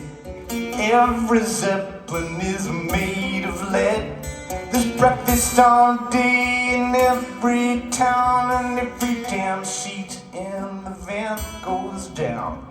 There's a place in the sky where the beer stays cold, the mics are new and the guitars are old.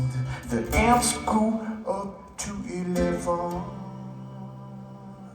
and rock and roll heaven.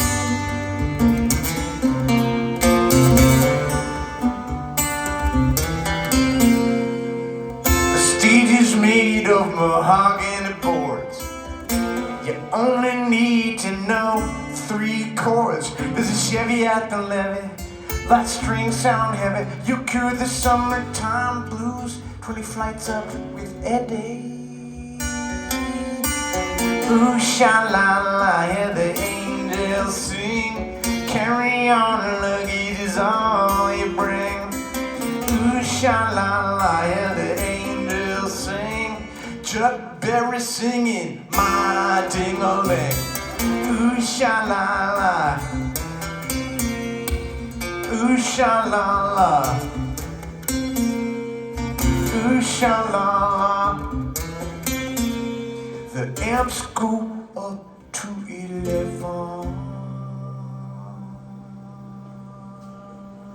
in rock and roll heaven.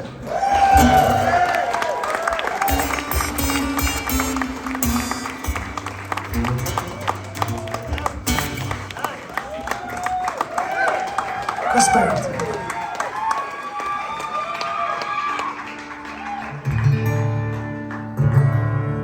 Those of you like me who've lived your whole life in Michigan and grew up here, the world of music and the idea of becoming a rock and roll star were so, it was so foreign, because there was no way that a small town Grand Rapidian Christian Reformed Dutch boy was ever gonna make it, you know.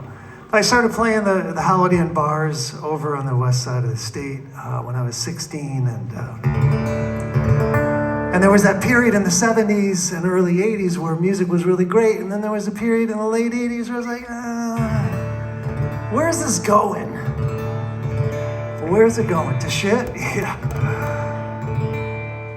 And then I'm working as a house painter with a friend of mine, side job, and we're painting the inside of this big 3-story house, and they had a giant screen TV, and they were gone all day. So of course, we just watched MTV and took our time on that job. And then one time I'm painting the back bedroom, and I hear the bombast of the bass and guitar and a great guitar riff, and I'm like, what the hell is this? And I go running in there, and of course we have the plastic over the TV, so I just see these colored shapes, and I rip off the plastic, and there's cheerleaders in black, and there's this moppy-headed blonde kid, with no more fucks to give.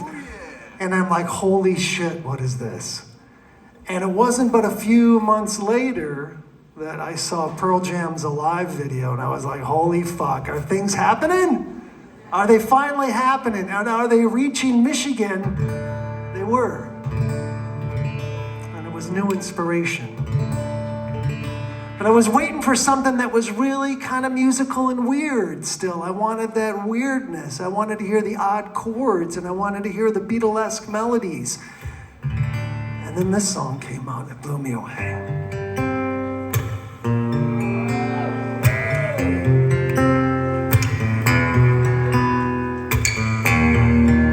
Isn't that great? In my eyes, indisposed, in disguise as no one knows, hides the face, lies the snake, and the sun in my disgrace. Boiling heat, summer stench, 'neath the black the sky looks dead. Call my name through the cream until I hear you scream again. Black old sun, won't you come, wash away the rain. Black old sun, won't you come, won't you come, won't you come. Stuttering, cold and damp, still the warm wind tired friend. My name through the cream, while I hear you scream again. Black old sun, won't you come and wash away the rain. Black old sun, won't you come, won't you come. Black old sun, won't you come, wash away the rain. Black old sun, won't you come, won't you come. Black old sun, black old sun.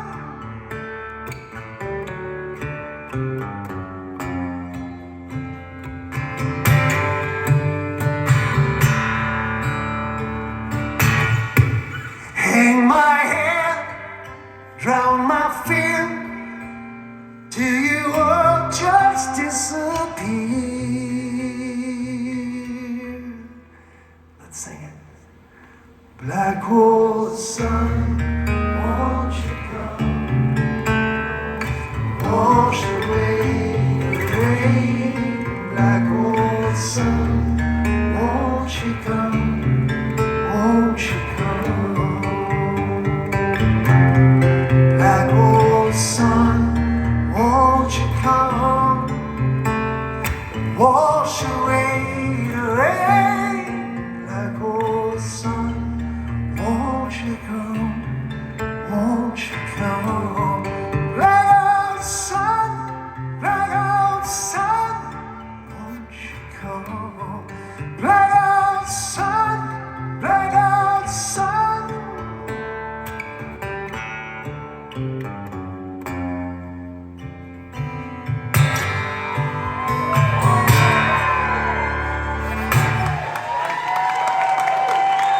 Thanks for singing with me.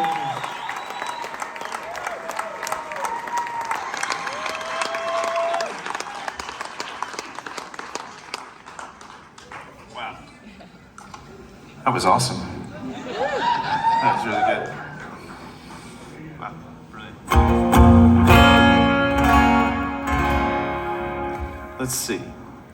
So, I wrote this song when I was 22 years old, I think. So, it's been a while. It's kind of weird to think about, because I'm pushing 60, so it's nuts. And What? Yeah, it happens. I hot. still identify with being like 28. I think that's where I hit my ceiling. Good for you. Oh yeah. Yeah.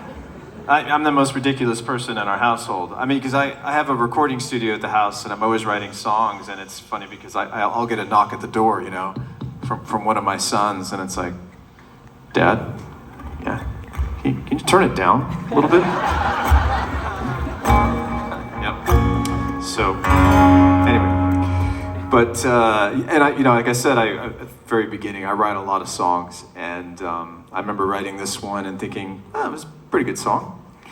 And put it aside and started working on other things. I was surprised when the label decided they chose for it to be a single. And I was like, really? It's crazy. And it ended up doing really well and became a #1 hit and amazing. But the chorus of the songs is Counting Blue Cars, right? So the chorus, though, I had flipped the pronoun, right? I mean, like pronouns had become a thing, right? Before it was a thing. This is before it was a thing. But it was a thing, right? So, the song starts blowing up, and that's when I start getting death threats, right? And then people were actually picketing in front of some of our shows sometimes, which is, which I totally get. It's all good. And in fact, I used to tell the people in the audience, don't mess with the people out front. There was only 3 or 4 of them, and you're 2,000 or 3,000. A bit outnumbered. Be kind. Bring them some water. But it kind of culminated because there was a woman who was, this is, early days of internet, and we still had a P.O. box where you could send fan mail, right? Just to date myself. So we used to get some interesting things sent our way, but there was one woman that was sending pictures. Well, she started sending pictures of just random stuff down in Florida, and then she started sending me a picture of the gun that she was going to shoot me with. The band got me a bulletproof vest as a joke. Anyway, so we turned that one over to the FBI.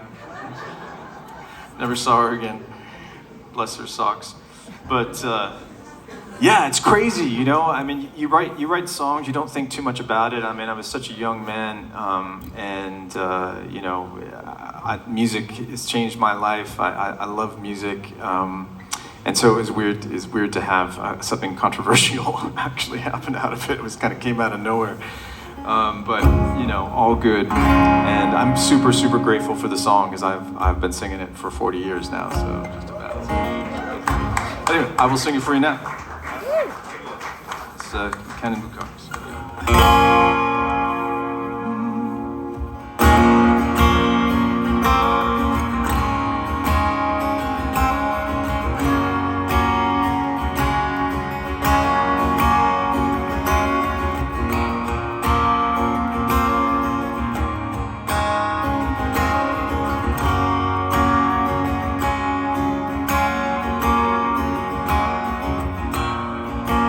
Must have been mid-afternoon.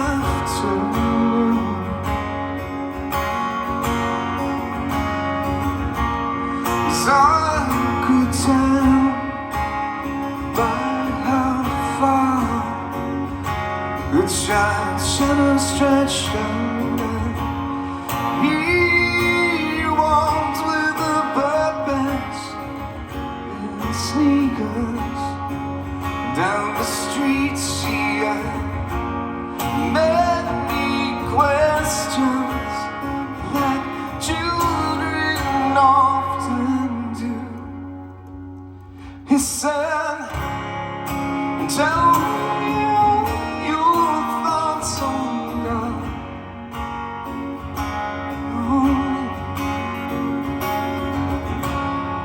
And tell me, am I very far? Lord,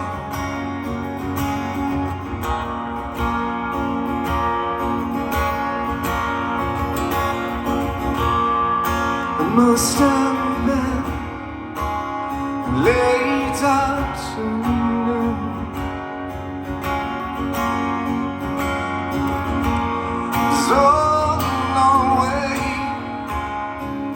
the sun broke free of the clouds, and we count only blue cars, scared to cross. in the streets, and ask many questions like children often do. We sang and tell me all your thoughts on God, 'cause I really like to meet her and ask her why we're who we are, Lord, and tell me all your thoughts on God, 'cause I'm on my way to see her. So tell me, am I very far? Or am I very far now? Or am I very far now, Lord?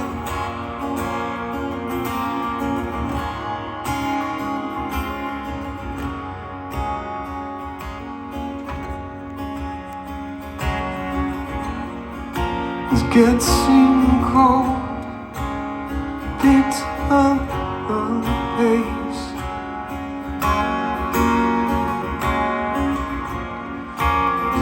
Our shoes make our noises in this place, and our clothes are stained. We Freshmen cross our beat lines. Many questions, come on, like children often do. Nice. We sang, tell me all your thoughts on God, 'cause I really like to meet her and ask her why we're who we are, Lord, and tell me all your thoughts on God, 'cause I'm on my way to see her. So tell me, am I very far? Or am I very far now? Or am I very far now? And tell me all your thoughts on God. Oh.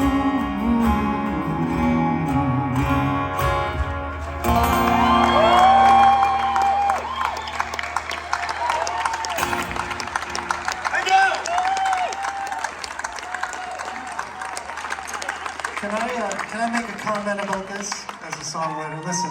Yes. I grew up, like I said, in a very strict Christian Reformed home. I heard nothing but songs about God, right, when I was a kid. And then when that hit the radio, I was like, really? Now I gotta listen to a guy singing about God? And then you got to the part where I really want to meet her, and I was like, brilliant!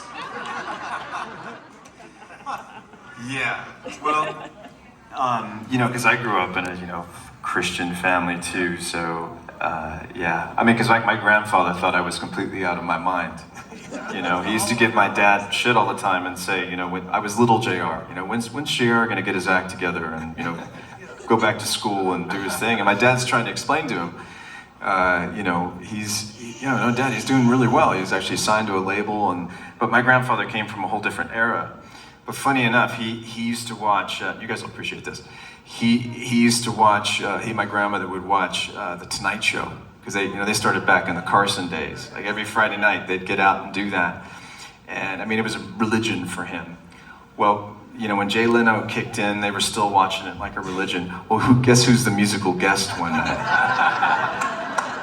And so, my grandparents, very conservative Christian grandparents, they get up and they got their martini, you know, because they're calling it a night, and they got the TV in the bedroom, which is a big deal, and they're putting on the Tonight Show, and then I come on and start singing.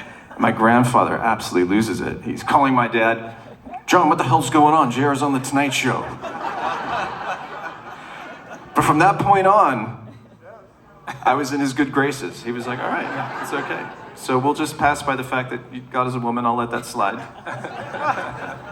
Anyway, sorry. I Well digress. done. Welcome, JR. Give it up for JR. Dishwalla. Brian Vander. John Hampson. The night would not be complete if we didn't end it with Chris Barron from Spin Doctors and this song. One more time for John.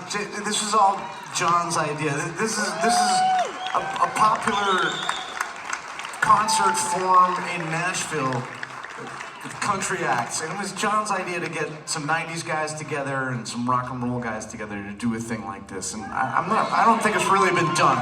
So give it up for one more time for John. He really worked hard on this and put this all together. And we're very grateful because it's just really, this is a lot of fun. It's very cool. But we're having as good a time as we appear to be. I wrote this song when I was 19, but I want to tell, we did a couple video stories tonight, and I won't go on too long because you guys have been very patient with us, and we thank you so much. But, so, Two Princes, I'm going to fucking play it because I'm not a dick, you know? And I like playing this song. I think it's really weird when people don't like playing their like big tune. I'm like, people are like, you get tired of playing Two Princes? And I was like, let me just reframe that. Do I get tired of playing a song that I wrote and watching people go crazy? No, I don't, because I'm not a monster. I like making people happy, whatever. So the hat. The hat. You ever wonder how that hat ended up in that video? It was not some kind of like master stroke of like counter fashion at all. It was like, we made that video in New York City in December. It was freezing fucking cold.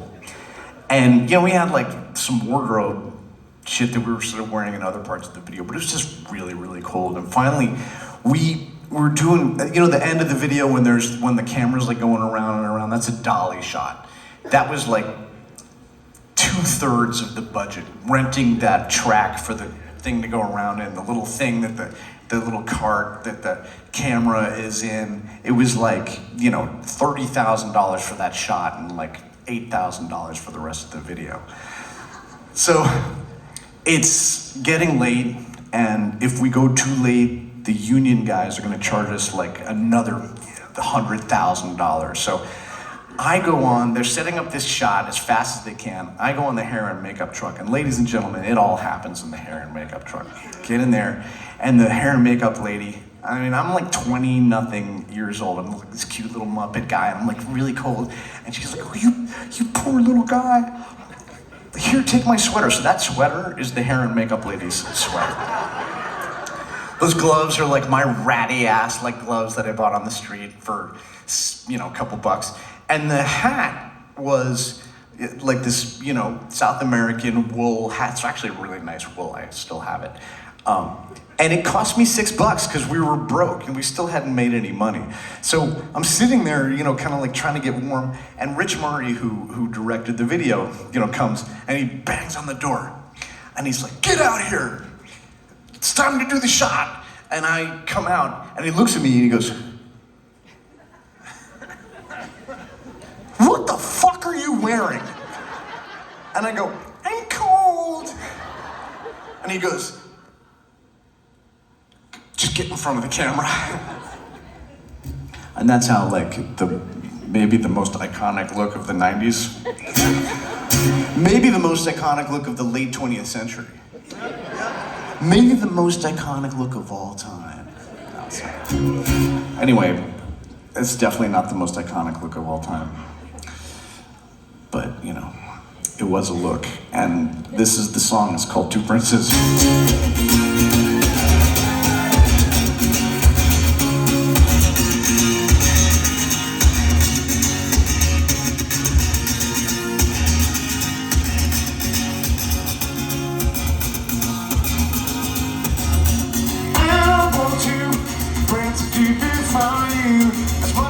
Now, princess who adore you.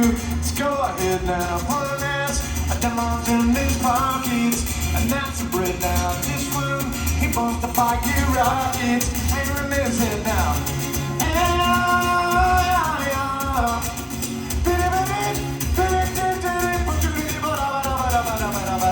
This one, got a princely racket, let's put our shit down, got some. She love on me jacket, ain't really sit down. Give me ram, I thought we'll condone you. How about that now? Give me ram it, if I thought we'll dish on you. And it is that now. Marry him, or marry me. I don't know what you're looking for, but can't you see? I ain't got no feature or family tree, but I know where the pictures of my heart to be. I know where the pictures of my heart to be. If you want to call me baby, let's go ahead now. Like to come in, baby. Let's go ahead now. But if you want to find me friends, let's go ahead now. But if you like to touch my eyes, let's go ahead now.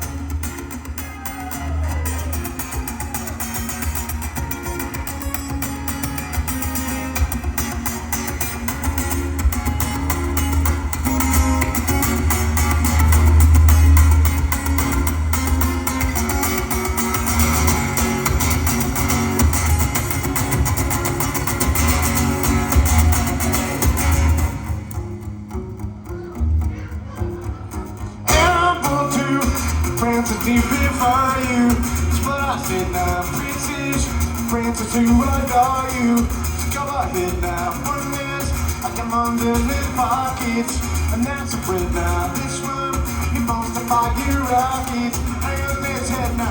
Marry him, or marry me. I don't know what to look about, I can't see. I ain't got no figure, a family tree, but I know where the bitch of my heart to be. I know where the bitch of my heart to be.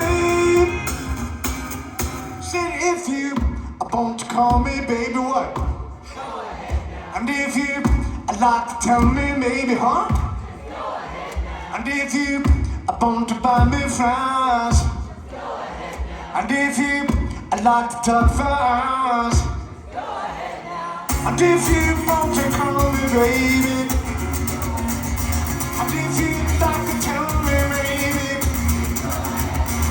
if you want to buy me flowers, just if you like the time flies.